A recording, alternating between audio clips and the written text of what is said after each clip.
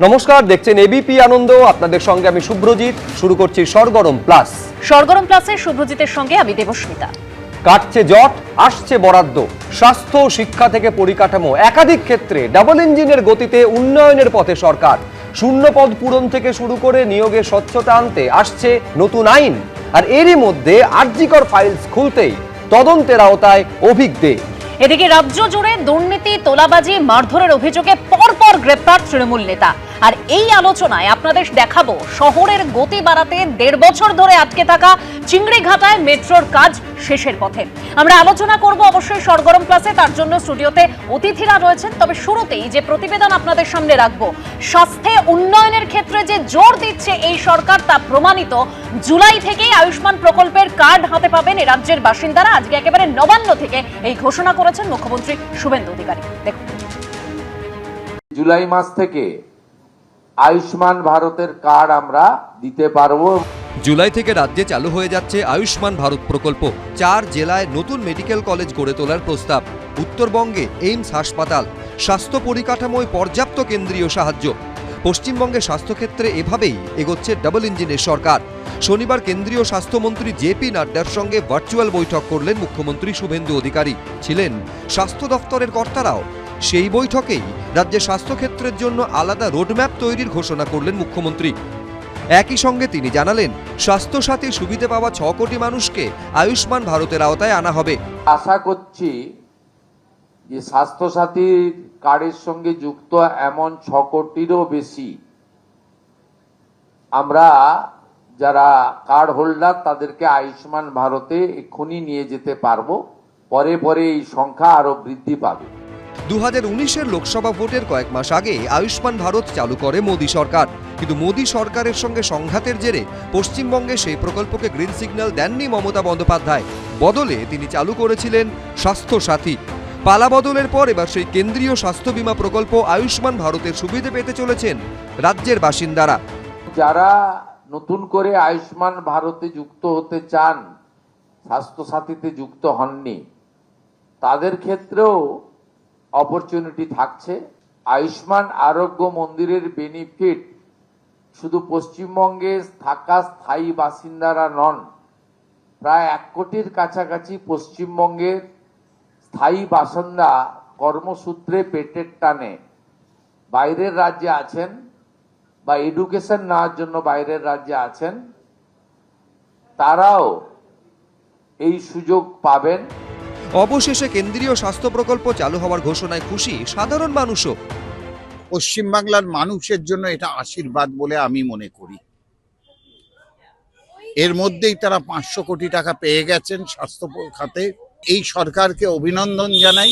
আয়ুষ্মান প্রকল্পের কার্ড যদি সর্বসাধারণের সবার জন্য এই প্রকল্পটা চালু হয়, আমি তো বলবো এর মতো ভালো আর কিছুই হবে না। মুখ্যমন্ত্রী শুভেন্দু অধিকারী জানিয়েছেন, এদিনের ভার্চুয়াল বৈঠকে কেন্দ্রীয় স্বাস্থ্যমন্ত্রী জেপি নাড্ডা আশ্বাস দিয়েছেন, পশ্চিমবঙ্গের স্বাস্থ্য পরিকাঠামোয় উন্নয়নে কেন্দ্রীয় বরাদ্দ বাধা হবে না। পশ্চিমবঙ্গে আয়ুষ্মান ভারতের জন্য 976 কোটি টাকার কেন্দ্রীয় অনুমোদন মিলেছে বলেও দাবি করেন মুখ্যমন্ত্রী।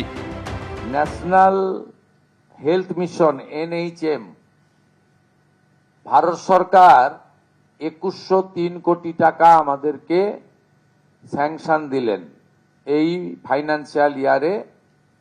আজকে তার 1/4 500 কোটি টাকা আজকে এই মুহূর্তে ভারত সরকার আমাদেরকে ট্রান্সফার করলেন। আমরা মাননীয় মন্ত্রী জগৎ প্রকাশ নাড্ডাকে 23-24, 24-25 অর্থবর্ষে আমাদের যে অর্থ বিগত সরকার নেয়নি সেই অর্থের জন্য বিশেষ অনুরোধ করেছিলাম। আয়ুষ্মান ভারতে যে সেন্ট্রাল শেয়ার এই বর্ষে 976 কোটি টাকা বরাদ্দ দিয়েছে। অন্যদিকে এদিনের বৈঠকে রাজ্যের 4 জেলা আলিপুরদুয়ার, কালিম্পং, দক্ষিণ দিনাজপুর ও পশ্চিম বর্ধমানে মেডিকেল কলেজ ও উত্তরবঙ্গে এইমস হাসপাতাল গড়ে তোলার জন্য কেন্দ্রীয় সরকারের কাছে প্রস্তাব পাঠানোর বার্তা দেন মুখ্যমন্ত্রী। মাননীয় প্রধানমন্ত্রীর স্বপ্নের যে প্রকল্প, প্রত্যেক জেলায় একটি করে মেডিকেল কলেজ, উত্তরবঙ্গের এইমসের জন্য আমরা প্রস্তাব ওখানকার MLA MPদের সঙ্গে কথা বলে দ্রুততার সঙ্গে ভারত সরকারের কাছে পাঠাবো, এটা আমি উল্লেখ করেছি। এই প্রকল্প বাস্তবায়িত হলে পশ্চিমবঙ্গের সব জেলায় গড়ে উঠবে মেডিকেল কলেজ। শিবাশিস মৌলিক, রাজা চট্টোপাধ্যায়, সনৎ ঝা, এবিপি আনন্দ। বিমল শঙ্কর নন্দর কাছে যাওয়ার আগে আমি একটা তথ্য দর্শকদের জন্য দিই। এই আয়ুষ্মান ভারত প্রকল্প লঞ্চ করেছিল, শুরু হয়েছিল 2018 সালে, আর এই আয়ুষ্মান ভারত আমাদের রাজ্যে শুরু হচ্ছে 2026 সালে। তার মানে মাঝে 8টা বছর পেরিয়ে গিয়েছে। আমার খুব স্পষ্ট প্রশ্ন বিমল শঙ্কর নন্দকে, তার মানে পূর্বতন মুখ্যমন্ত্রী আজকে বলছিলেন যে পূর্বতন সরকার সমন্বয় নয় বিরোধিতার পথে হেঁটেছিল, যে কারণে এতটা বিলম্ব। আমার প্রশ্ন হচ্ছে এটাই যে তার মানে রাজনৈতিক স্বার্থটাই বড় হয়েছিল এবং সেটাই ছিল মূল বাধা, যে কারণে জনস্বার্থ, রাজ্যের মানুষের স্বার্থ একেবারে পেছনের সারিতে, মূল বড় হয়ে দাঁড়িয়েছিল রাজনৈতিক স্বার্থ, যে কারণে 8টা বছর আমাদের অপেক্ষা করতে হলো। বিমলদা, অ্যাবসলিউটলি। তার কারণ হচ্ছে আগের সরকার একটা বিষয় বুঝে গিয়েছিল যে তাদের কেন্দ্রের সঙ্গে কনফ্লিক্ট করতে হবে, তাহলে এই রাজ্যের একটি বিশেষ সম্প্রদায়ের ভোট তারা পেতে পারবে এবং বাকি কিছু মানুষকে তারা এটা সেটা দিয়ে তারা ক্ষমতায় চলে আসবে। কিন্তু ব্যাপারটা যে অত সহজ নয়, ওটা 2026 কিন্তু প্রমাণ করে দিয়েছে। কিছু মানুষকে কিছুদিন বোকা বানিয়ে রাখা যায়, সব মানুষকে তা সব দিন বোকা বানিয়ে রাখা যায় না। সমস্যা যেটা ছিল সেটা হচ্ছে রাজ্য নিজে তার যে স্কিমটা করেছিল সেই স্কিম নিয়ে ভুরি ভুরি অভিযোগ এই স্টুডিওতে বহুবার আলোচনা করা হয়েছে। অনেক চিকিৎসালয় সেগুলো নিতে চায়নি, কোথাও নিয়েছে কিন্তু টাকা পায়নি বলে পরে আর নিতে চায়নি, ফলে মানুষের অবর্ণনীয় দুঃখ দুর্দশা হয়েছে। কিন্তু আয়ুষ্মান ভারত বা প্রধানমন্ত্রী জন আরোগ্য যোজনা সেটা আজ অবধি কোথাও রিজেক্ট করেছে একটা তথ্যও কিন্তু নেই। ফলে প্রধানমন্ত্রী জন আরোগ্য যোজনা বা আয়ুষ্মান ভারত যখন পশ্চিমবঙ্গ সরকার গ্রহণ করলো, একটা বিষয় কিন্তু নিশ্চিত হয়ে গেল যে মানুষগুলো এই স্কিমের অধীনে চলে আসবে তারা কিন্তু 5 লক্ষ টাকা পর্যন্ত চিকিৎসার সুযোগ সুবিধে পাবে এবং তারা যেখানে চিকিৎসা করবে সেখানে পাবে, কার্ড জুড়ে যে কোনো জায়গায় কার্ড করে দেওয়া হবে। ফলে এটা একটা গুরুত্বপূর্ণ দিক। দ্বিতীয় যেটা, আগের সরকার আরেকটা কাণ্ড করেছিল, প্রধানমন্ত্রী 2019 সাল থেকে কিন্তু প্রধানমন্ত্রী যেটা কৃষকদের দিয়েছিলেন কিষাণ সম্মান নিধি, দীর্ঘদিন সেটা কিন্তু মানেনি। যখন মানল ততক্ষণে বহু হাজার কোটি টাকা কিন্তু এই রাজ্যে এলো না। ফলে একটা সরকার অদ্ভুত একটা নকল লড়াই বাঁধাচ্ছিল, লড়াইতে পারবে না জানতো, কিন্তু নকল লড়াই বাজাচ্ছিল রাজনৈতিক স্বার্থে। তাদের একেবারেই লক্ষ্য ছিল না পশ্চিমবঙ্গের মানুষের কোনো রকম উন্নতি হোক, লড়াই করে ক্ষমতায় আসা, যার জন্য এই ধরনের মুখের ভাষা প্রয়োগ করা, কেন্দ্রীয় স্কিমকে নেবো না, প্রধান তারপরে ঘরবাড়ি তৈরি করতে যে টাকা আসবে সেখানে নিজের নাম বসাবো, রাস্তাঘাটে নিজের নাম বসাবো, এই করতে গিয়ে ক্ষতি হয়ে গেছে পশ্চিমবঙ্গের। আমরা ক্রমশ পিছিয়েছি, পেছোতে পেছোতে গোটা ভারতবর্ষে একদম নিচের সারির রাজ্যে পরিণত হয়েছে। নতুন সরকারের সামনে বড় চ্যালেঞ্জ পশ্চিমবঙ্গকে আবার সামনে নিয়ে যাওয়া। 50 এবং 60-এর দশকে আমরা যেরকম প্রথম 4-5টা রাজ্যের মধ্যে ছিলাম, সেইখানে নিয়ে যাওয়ার চ্যালেঞ্জ কিন্তু সরকার গ্রহণ করেছে এবং আমি মনে করি সৎভাবে কাজ করলে পারবে। আগে সরকার সৎভাবে কাজ করেনি, কারণ সরকারটাই চলতো অসৎদের দ্বারা, চোরেদের দ্বারা। চোররা আবার দেশের উন্নতি করবে কি? এখন সরকার যারা চালাচ্ছে তাদের সুনির্দিষ্ট লক্ষ্য নিয়ে চালাচ্ছে এই রাজ্যকে সামনের দিকে নিয়ে যাওয়ার জন্য। তাই যা যা কেন্দ্রীয় প্রকল্প, আমি আরেকটা বলি, আজকে কিন্তু রেলের অনেকগুলো প্রকল্পে আজকে ছাড়পত্র পেয়ে গেল। 61টা প্রকল্প আটকে রাখা হয়েছিল। আচ্ছা, সেগুলো পরে না হয় আলোচনা করব। এই পাশে একটু গেলেই চিংড়িঘাটা প্রকল্প, একটা রাস্তাকে রেল মেট্রো রেল বলেছিল 3-4 দিন আটকে রাখুন, আমরা সন্ধ্যাবেলা কাজটা করে দেবো, দিলে ওইগুলোকে জুড়ে দেবো। সেটাকে আটকাতে একটা সরকার সুপ্রিম কোর্টে যেতে পারে। এটা উন্মাদের সরকার নাকি ধান্দাবাজের সরকার কি বলবো আমি জানি না, কিন্তু এই আগের সরকারটা কিছু একটা সরকার ছিল, এখন তারা ইতিহাস হয়ে গেছে বা ইতিহাসের রাস্তা খুঁড়ে কোথাও একটা গেছে। আমাদের আর ওদের দিকে তাকিয়ে লাভ নেই, সামনের দিকে তাকাতে হবে। হয়তো আগামী 1-2 বছরের মধ্যেই একদম দক্ষিণ শহরতলির মানুষজন পুরো চলে আসবে এই সেক্টর 5-এ, সেখান থেকে এয়ারপোর্টে চলে যেতে পারবে, যোগাযোগ ব্যবস্থায় কলকাতায় একটা বিপ্লব হতে পারবে। এটাই নতুন পশ্চিম বাংলা, এটাই আমরা চাই, এটাই আমরা করে দেখাচ্ছি। আমি এই জায়গা থেকে অনির্বাণের কাছে আসবো। অনির্বাণ, আগের সরকার, তার প্রাক্তন সরকার বারবার বলে এসেছে মামাটি মানুষের সরকার, অর্থাৎ তৃণমূলের সরকার বারবার বলেছে এই কথা, কিন্তু কোথাও গিয়ে আমরা দেখতে পাচ্ছি যে রাজনৈতিক স্বার্থে বিরোধিতা করতে গিয়ে সেই মামাটি মানুষকেই বলে করা হয়েছে, মানুষেরই বলে দেওয়া হয়েছে? কারণ এই কেন্দ্রীয় প্রকল্প যদি আগে আসতো তাহলে এ রাজ্যের মানুষকে তো চিকিৎসার জন্য বারবার দক্ষিণ ভারত থেকে বিভিন্ন রাজ্যে যেতে হতো না। আমি নিশ্চিত যে আয়ুষ্মান কার্ড চালু হয়ে যাওয়ার পর থেকে পশ্চিমবঙ্গ থেকে একজনও দক্ষিণ ভারতে আর কোনো দিন যাবে না। যদি আপনি সেটা নিশ্চিত হয়ে থাকেন সেটা আজকে কমিট করে বলুন, বা আপনাকে বলতে হবে না, সেটা বিজেপির তরফ থেকে কেউ বলুক। কারণ আয়ুষ্মান কার্ডের এই রিফিউজাল এই নিয়ে বিমলবাবুর কাছে যদি কোনো ইনফরমেশন নাও থেকে থাকতে পারে, কিন্তু একাধিক সর্বভারতীয় সংবাদ মাধ্যমের প্রচুর এর মধ্যে খবর রয়েছে, যে কেউ খুঁজে দেখতে পারেন। হরিয়ানা থেকে মণিপুর লক্ষ লক্ষ কোটি টাকা বকেয়া, একের পর এক নার্সিংহোম হাসপাতাল তারা অপ্ট আউট করছে বা তারা বিল পাচ্ছে না, তারা রিফিউজ করছে, বহু বুড়ি বুড়ি অভিযোগ রয়েছে। দ্বিতীয়ত, আয়ুষ্মান কার্ড ভারতের যে নির্দিষ্ট ক্রাইটেরিয়াগুলো থাকবে তাতে স্বাস্থ্যসাথী কার্ড কার্যত যারা সরকারি কর্মচারী, যারা ওই সরকারি কিছু হেলথ স্কিমের আওতায় আসতেন তারা বাদ দিয়ে প্রায় প্রত্যেকে স্বাস্থ্যসাথী কার্ডের সুবিধা তারা পেতেন।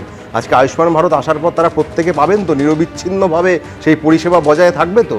আয়ুষ্মান কার্ড ভারত নিয়ে যে বিরোধিতা রাজ্য সরকারের তরফ থেকে পূর্বতন সরকারের ছিল, সেটা রাজনৈতিক এই অর্থে ছিল না যে বিজেপি করছে বা আমরা বিজেপির বিরোধী দল বলে নেব না, ব্যাপারটা এরকম একদমই ছিল না। সেখানে নির্দিষ্টভাবে এটা বলা হয়েছিল যে রাজ্য সরকারের তরফ থেকে যখন একটা নির্দিষ্ট বরাদ্দ আমাদেরকে দিতেই হবে, তখন আমরা চাই যে এটা গোটা রাজ্যের ম্যাক্সিমাম পসিবল যে মানুষ রয়েছেন তাদের জন্য যাতে তারা যা সুবিধাটা পান।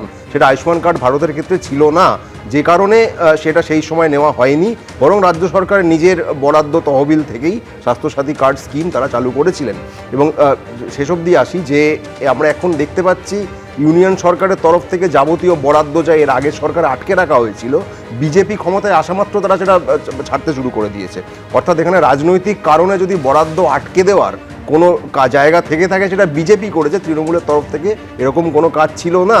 কারণ যে কোনো রাজ্যে আমাদের একটি ইউনিয়ন গভর্নমেন্ট থাকে, একটি স্টেট গভর্নমেন্ট থাকে, সেখানে ইউনিয়ন গভর্নমেন্টে একটি দল, রাজ্যের ক্ষেত্রে অন্য দল থাকতেই পারে। সেখানে ইউনিয়ন সরকারের এবং স্টেট গভর্নমেন্টে একটা দল থাকলে তবেই আপনি বরাদ্দ সব ছাড়বেন, অন্য দল থাকলে আপনি ছাড়বেন না। এই নীতি যেটা ভারতীয় জনতা পার্টি নিয়েছিল সেটাই বরং জনবিরোধী নীতি, এবং সেটার বিরোধিতা। দেখুন, আমি বলছি যে অভিযোগ এখানে অনির্বাণ করছে, নিঃসন্দেহে বিমল শঙ্কর নন্দ তার উত্তর দেবেন, কিন্তু আমি বলছি একটা বিষয়, মানুষের কাছে তো অপশনটা থাকতো। ধরুন আয়ুষ্মান ভারত নিয়ে কোনো বাধা তৎকালীন তৃণমূল সরকারের তরফে দেওয়া হলো না, আমার কাছে অপশন থাকতো আমি স্বাস্থ্যসাথী নেব নাকি আয়ুষ্মান ভারত নেব নাকি দুটো প্রকল্পের জন্য অপ্ট করব, সেই রাস্তাটাই তো বন্ধ করে দিয়েছিল তৎকালীন তৃণমূল সরকার। কিন্তু আমি উত্তর যে অনির্বাণ অভিযোগ করেছে, উত্তরের জন্য বিমল। প্রথম কথা, আয়ুষ্মান ভারত চালু করার পরে যদি এমন কেউ থাকতে পারতো যে আয়ুষ্মান ভারতের অধীনে আসলো না, তার জন্যে রাজ্য সরকার তার একটা প্রকল্প করতে পারত। I am sorry to say, আগে রাজ্য সরকার সেটা করেনি, যার জন্যই আমরা বলছি যে ওই সরকার, তৃণমূল সরকার রাজনীতিটা করেছে, তারা কিন্তু কখনো মানুষের কথা ভাবেনি। দ্বিতীয় কথা, আমরা এমন একটা স্বাস্থ্য ব্যবস্থা করতে চাই যেখানে চিকিৎসা হবে, যেখানে অন্তত আর্জি করে এক ডাক্তারকে ধর্ষণ করে মেরে ফেলা হবে না, সিকিউরিটি থাকবে মহিলাদের সকলের, এবং চিকিৎসা ঠিকঠাক হবে, প্রত্যেকে যাতে এখানে চিকিৎসার সুবিধাটা পায়। তারপর কেউ যদি আমেরিকায় চিকিৎসা করতে যায় সেটা তার সিদ্ধান্ত, কিন্তু আমরা এমন একটা বিশ্বমানের চিকিৎসা ব্যবস্থা দিতে চাই যাতে এখানে মানুষ তার সুবিধাগুলো পায়, চিকিৎসাটা ঠিকঠাক হয়, সেইটা আমরা অ্যাসিওর করব। তারপরে মানুষ স্বাধীন দেশের মানুষ, সে কোথায় যাবে সে তো আমি বাধা দিতে পারি না, কিন্তু আমি আমার জায়গাটা কেন করব না, আমার জায়গাটা কেন ঠিক করব না, আমরা সেই কাজটাই করতে চাই। বিশ্বনাথদার কাছে যাব। বিশ্বনাথদা, মানে অনির্বাণ যে সমস্ত অভিযোগগুলো করছে, প্রাক্তন তৃণমূল সরকার, তখন যিনি মুখ্যমন্ত্রী ছিলেন মমতা বন্দ্যোপাধ্যায়, কখনো তো দেখিনি এই আয়ুষ্মান ভারত প্রকল্প নিয়ে বৈঠক করতে। যদি কোনো সমস্যা থেকে থাকে তো তাহলে তিনি তো বৈঠক করতে পারতেন, একাধিক রাজনৈতিক ভাষণ তাকে দিতে দেখেছি আমরা। মমতা বন্দ্যোপাধ্যায় তো কার্যত কেন্দ্রের বিরোধিতাটাকে রাজনৈতিক দর্শনে পরিণত করেছিলেন। তিনি বামফ্রন্টের মতন, বামেরা যেমন বছরে একবার করে বন্ড ডাকতো, বন্ড ডেকে কেন্দ্র বিরোধী জিগির তুলে ভোটারদেরকে মোবিলাইজ করত, একইভাবে মমতা বন্দ্যোপাধ্যায় ধারাবাহিকভাবে বামেদেরকে অনুসরণ করে তিনিও প্রতিনিয়ত কেন্দ্র বিরোধিতা করেছেন বহু ইস্যুতে। আমি তোমায় বলছি, এখানে কেন্দ্র বিরোধিতা কোন পর্যায়ে যায় যে প্রধানমন্ত্রী যখন একটা ঝড়ের অ্যাসেসমেন্ট করতে আসেন যে ভুক্তভোগী কারা, কত টাকা দরকার, সেই অ্যাসেসমেন্ট বৈঠকেও মমতা বন্দ্যোপাধ্যায় থাকেন না, এমনকি তার সচিব, প্রধান মুখ্য সচিব, তাকেও রাখেন না।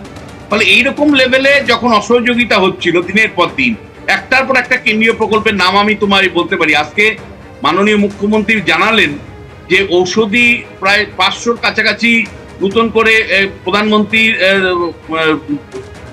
ঔষধির যে দোকান, সেই কেন্দ্রীয় ঔষধির সেই দোকানগুলো তারা পশ্চিমবাংলায় চালু করবেন। এবং এটা চালু করলে কার লাভ? বাড়িতে বাড়িতে তুমি জানো যে বৃদ্ধ মানুষেরা তাদের মাসে 2000-3000 টাকা করে ওষুধের লাগে, এর জন্য খরচ হয়। ফলে কেন্দ্রীয় সরকারের এই দোকানগুলো যদি চালু হয় তাহলে একটা বিরাট সংখ্যক মানে মানুষের সুরাহা ঘটবে। এর সঙ্গে আপনি বিশ্বনাথ যোগ করুন, আপনি অসহযোগিতা বললেন তো, এই তো প্রচারে সম্পূর্ণ বিভ্রান্ত পর্যন্ত করা হয়েছে। তার কারণ হচ্ছে এইটা বলা হয়েছিল যে বিজেপি ক্ষমতা এলে প্রকল্প বন্ধ হয়ে যাবে। আজকে মুখ্যমন্ত্রী ঘোষণা করছেন যে স্বাস্থ্যসাথী প্রকল্পে যে 6 কোটি উপভোক্তা রয়েছেন তাদের প্রত্যেককে নিয়ে আসা হবে আয়ুষ্মান ভারতে। দেখো শুভ্র, আমি তোমায় বলছি, আমি বিভিন্ন রাজ্যে যাই, আমি জানি যে আমাদের এখানে স্বাস্থ্যসাথী কার্ড বাইরের রাজ্যে নিত না, সত্যি নিত না। মানে এটা জাস্ট বলার জন্য বলছি না। আজকে দিনের পর দিন মানুষ কিন্তু বাইরের রাজ্যে গেছে, নিজের গাটের পয়সা খরচা করে, ঘর বাড়ি বিক্রি করে চিকিৎসা করতে হয়েছে। কারণ আমাদের রাজ্যে 15 বছরের চিকিৎসার নাম করে কেবলমাত্র মানে নীল সাদা দেওয়াল তৈরি করা হয়েছে। ডাক্তার নেই, প্রয়োজনীয় ওষুধপত্র নেই, প্রয়োজনীয় পরিকাঠামো নেই। তার জন্য মানুষ বাধ্য হয়ে মানে একের পর এক মানে ট্রেনে চড়ে তারা বাইরের রাজ্যে গেছেন এবং সেখানে গিয়ে তারা কিন্তু প্রধানমন্ত্রীর যে স্বাস্থ্য প্রকল্প সেই সাহায্য পাননি, কারণ রাজ্য সরকারের বিরোধিতার জন্য। আমি কিন্তু মনে করি যে অন্তত স্বাস্থ্যের প্রশ্নে আজকে বেশ কয়েকটা সিদ্ধান্ত, খুব গুরুত্বপূর্ণ সিদ্ধান্ত। একটা তো আমি বলবো যে প্রধানমন্ত্রী স্বাস্থ্য যোজনার প্রকল্পটা যে অন্তর্ভুক্ত করা হলো আয়ুষ্মান, এটা বহু প্রতীক্ষিত ছিল। এটা আজকে টাকা চলে এসছে, ফলে কেন্দ্রীয় সরকারের টাকা চলে এসছে, এখন এটাকে ইমপ্লিমেন্ট করা হবে।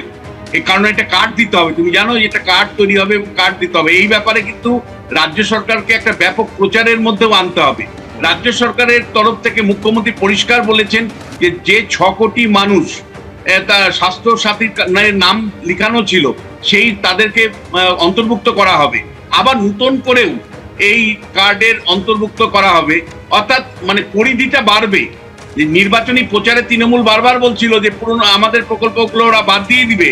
এখানে কিন্তু মুখ্যমন্ত্রী পরিষ্কার করে বললেন স্বাস্থ্য সাথীর যারা উপভোক্তা ছিলেন তাদেরকে 6 কোটিকে তো রাখাই হবে, আরো অতিরিক্ত কার্ড, আয়ুষ্মান কার্ড তৈরি করবার জন্য উদ্যোগ নেওয়া হবে। ফলে নতুন করে অনেক বেনিফিশিয়ারি এর মধ্যে ঢুকবে। আর দ্বিতীয় যেটা, সেটা হলো যে স্বাস্থ্যের পরিকাঠামোর ব্যাপারে কিন্তু আজকে মুখ্যমন্ত্রী খুব সিরিয়াস একটার পর একটা সিদ্ধান্ত নিয়েছেন।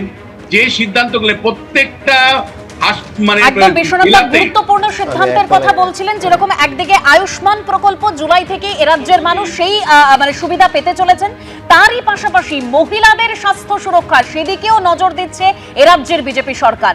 সেই লক্ষ্যে এবার 14 থেকে 15 বছর বয়সী কিশোরীদের সার্ভাইকাল ক্যান্সারের প্রতিষেধক দেওয়ার ঘোষণা করলেন মুখ্যমন্ত্রী শুভেন্দু অধিকারী। দেখুন, সার্ভাইকাল ক্যান্সারের যে প্রিভেন্টিভ আমাদের ভ্যাকসিনেশন 30 মে পশ্চিমবঙ্গে এটা অফিসিয়ালি লঞ্চ হবে। মহিলাদের স্বাস্থ্য সুরক্ষায় বড় পদক্ষেপ নিল রাজ্যের বিজেপি সরকার। 14 থেকে 15 বছর বয়সী কিশোরীদের সার্ভাইকাল ক্যান্সারের প্রতিষেধক দেওয়া হবে। 30 মে অর্থাৎ আগামী শনিবার থেকে আনুষ্ঠানিকভাবে শুরু হবে এই কর্মসূচি। কেন্দ্রীয় স্বাস্থ্যমন্ত্রী জেপি নাড্ডার সঙ্গে ভার্চুয়াল বৈঠকের পর ঘোষণা করলেন মুখ্যমন্ত্রী শুভেন্দু অধিকারী। সার্ভাইকাল ক্যান্সারের যে প্রিভেন্টিভ আমাদের ভ্যাকসিনেশন ফেব্রুয়ারি 2026-এ মাননীয় প্রধানমন্ত্রী দেশব্যাপী চালু করেছেন। পশ্চিমবঙ্গে 7 লক্ষের বেশি ডোজ ভারত সরকার তারা দিতে চান। আমাদের এই 14 থেকে 15 বছরের আমাদের বোনেদের বা বালিকাদের, তাদেরকে আমরা এটা দিতে পারি, যেটা ভারতবর্ষের অন্যান্য রাজ্যে কমপ্লিট হয়ে গেছে। আগামী 30 মে পশ্চিমবঙ্গে এটা অফিসিয়ালি লঞ্চ হবে। বিধাননগর সাব ডিভিশন হসপিটালে আমি নিজে এবং রাজ্য সরকারের অন্যান্য প্রতিনিধিরা উপস্থিত থেকে এটা শুরু করবেন। একটা সময় বলা হতো ক্যান্সার হ্যাজ নো আনসার, কিন্তু চিকিৎসা বিজ্ঞানের উন্নতির ফলে অনেকটাই নিয়ন্ত্রণ করা যায় এই রোগকে। তারপরেও সার্ভাইকাল ক্যান্সার নিয়ে অনেকেই আতঙ্কে থাকেন। এবার প্রতিষেধক দেওয়ার ফলে সেই মারণ রোগ বহু গুণ এড়ানো যাবে মত চিকিৎসকদের।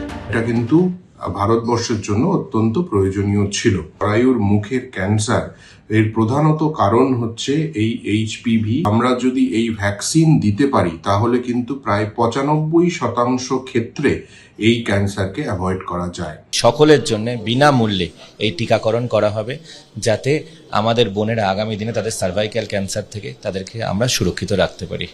এর পাশাপাশি এদিনের বৈঠক থেকে 450 বেশি প্রধানমন্ত্রী জন ঔষধি কেন্দ্র গড়ে তুলতে প্রস্তাব দেওয়া হয়েছে বলেও দাবি করেন মুখ্যমন্ত্রী। আমরা প্রধানমন্ত্রী জনঔষধি কেন্দ্র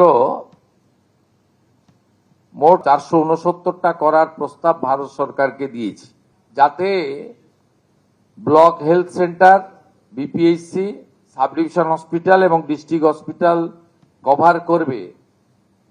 একজনের পরিবারে যদি মাসে ডায়াবেটিস থেকে হাইপারটেনশন থেকে শুরু করে ধরুন 2000 টাকার ওষুধ লাগে, এই 469টি সরকার নিয়ন্ত্রিত প্রধানমন্ত্রী জনঔষধি যোজনার সেন্টার চালু হলে এটা ধরে নিতে পারেন অ্যাপ্রক্স 200 টাকায় পৌঁছে যাবে, অন্তত 10 গুণ বেনিফিট পাবেন। রাজ্য সরকারের এই উদ্যোগের প্রশংসা করেছেন ওষুধ ব্যবসায়ীরাও। Medicines they can take on a subsidised rate, ওরা একটু খুব ভালো এটা সাবসিডাইজড রেটে পেয়ে যাবে। অ্যান্ড ওদের যেখানে 100 টাকা খরচ হতো সেই জায়গায় তো হয়তো 60 টাকা বা 70 টাকা খরচ হবে, যে মানুষের হাতে আরও টাকাটা বাঁচবে। So this is out of pocket এক্সপেন্সেসটা ওদের আরও কমবে। So I think it is a very positive step. Jan Aushadhi কেন্দ্রের সংখ্যা বাড়লে চিকিৎসার খরচে অনেকটাই লাগাম পড়বে। সরকারি এই উদ্যোগে খুশি সাধারণ ক্রেতারাও। আমাদের খুবই এটাতে সাশ্রয় হয় ওষুধ নেওয়ার ক্ষেত্রে, প্রত্যেকটা এলাকায় হলে খুব ভালো হয়। জনঔষধির যে ওষুধের দোকানগুলি বাড়ানো হচ্ছে তাতে আমরা খুবই খুশি। কম দামে যদি আমরা ওষুধ কিনতে পারি তাহলে আমরা খুবই উপকৃত হব। সব মিলিয়ে স্বাস্থ্য ব্যবস্থার উন্নতির লক্ষ্যে একের পর এক পদক্ষেপ নিচ্ছে রাজ্য সরকার।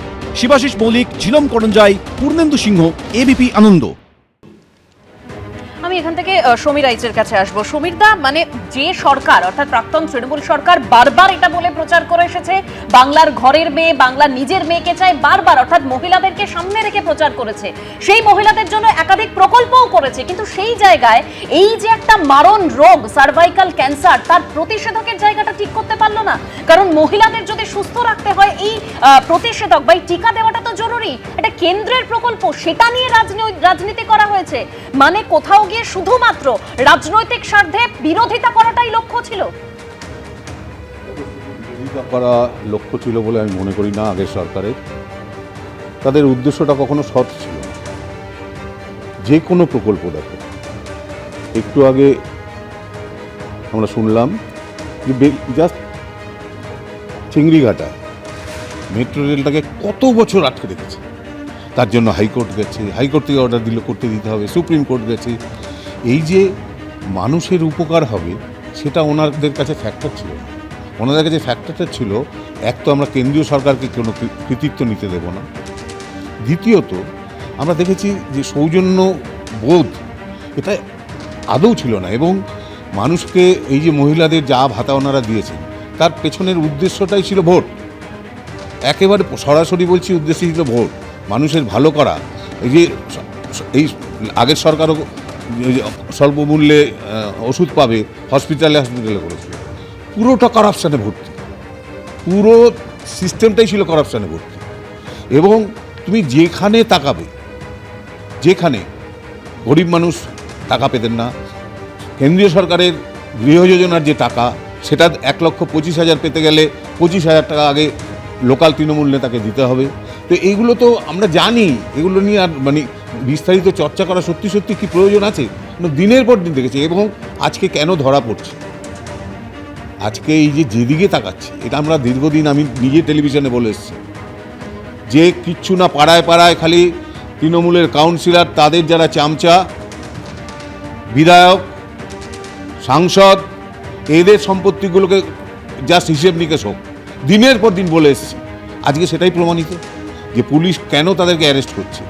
তাও তো আমি নতুন সরকারকে ধন্যবাদ দেব যে তারা সত্যি সত্যি পাবলিককে অনেকটাই মানে তাদের রাগটাকে প্রশমিত করার চেষ্টা করেছে। তা নাহলে কিন্তু ভয়ঙ্কর কাণ্ড হতো।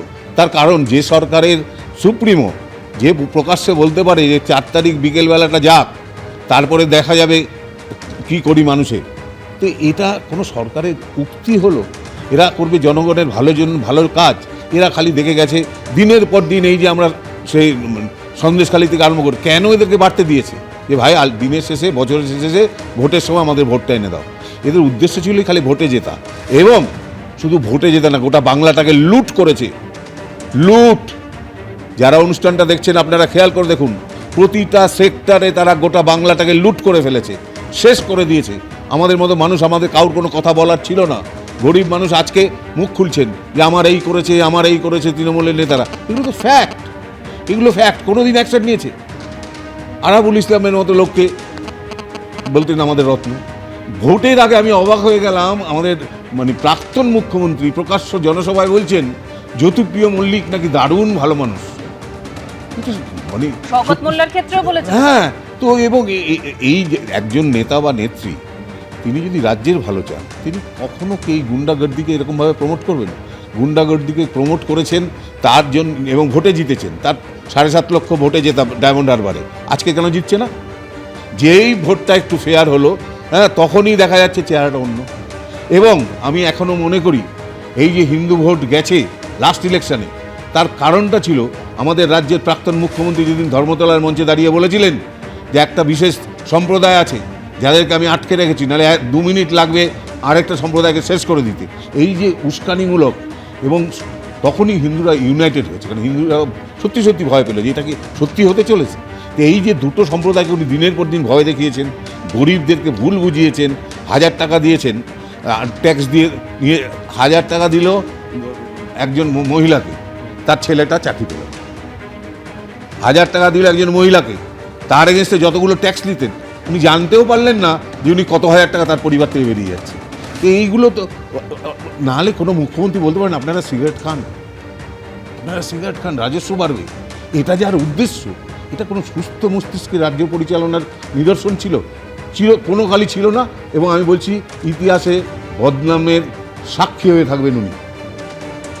কিন্তু আমি এইখানে দেখুন, একটা দিক তো উল্লেখ করছিলেন সমীর রায়, কিন্তু আমি বলছি জনস্বার্থ বা জনস্বাস্থ্য তৎকালীন তৃণমূল সরকারের আদৌ কি অগ্রাধিকারের তালিকায় ছিল? তার কারণ যেটা নিয়ে এতক্ষণ আলোচনা হচ্ছিল, প্রতিবেদন দর্শকদের সামনে দেখালাম, সেটা হচ্ছে সার্ভাইকাল ক্যান্সার। আপনারা জানেন যে সার্ভাইকাল ক্যান্সার যদি একটা বেসরকারি চিকিৎসা কেন্দ্র বা চিকিৎসকের কাছে নিতে হয়, ন্যূনতম কত খরচ হয়? শুরু হচ্ছে 3000 থেকে 11,000 টাকা হচ্ছে এক একটা ডোজের মূল্য। অর্থাৎ যদি একটা স্ট্যান্ডার্ড সার্ভাইকাল ক্যান্সার প্রতিরোধকারী যে HPV ভ্যাকসিন, একটা স্ট্যান্ডার্ড নিতে গেলে তার দাম হচ্ছে 9,000 টাকা। অন্তত 2 বা 3টে ডোজ নিতে হয়।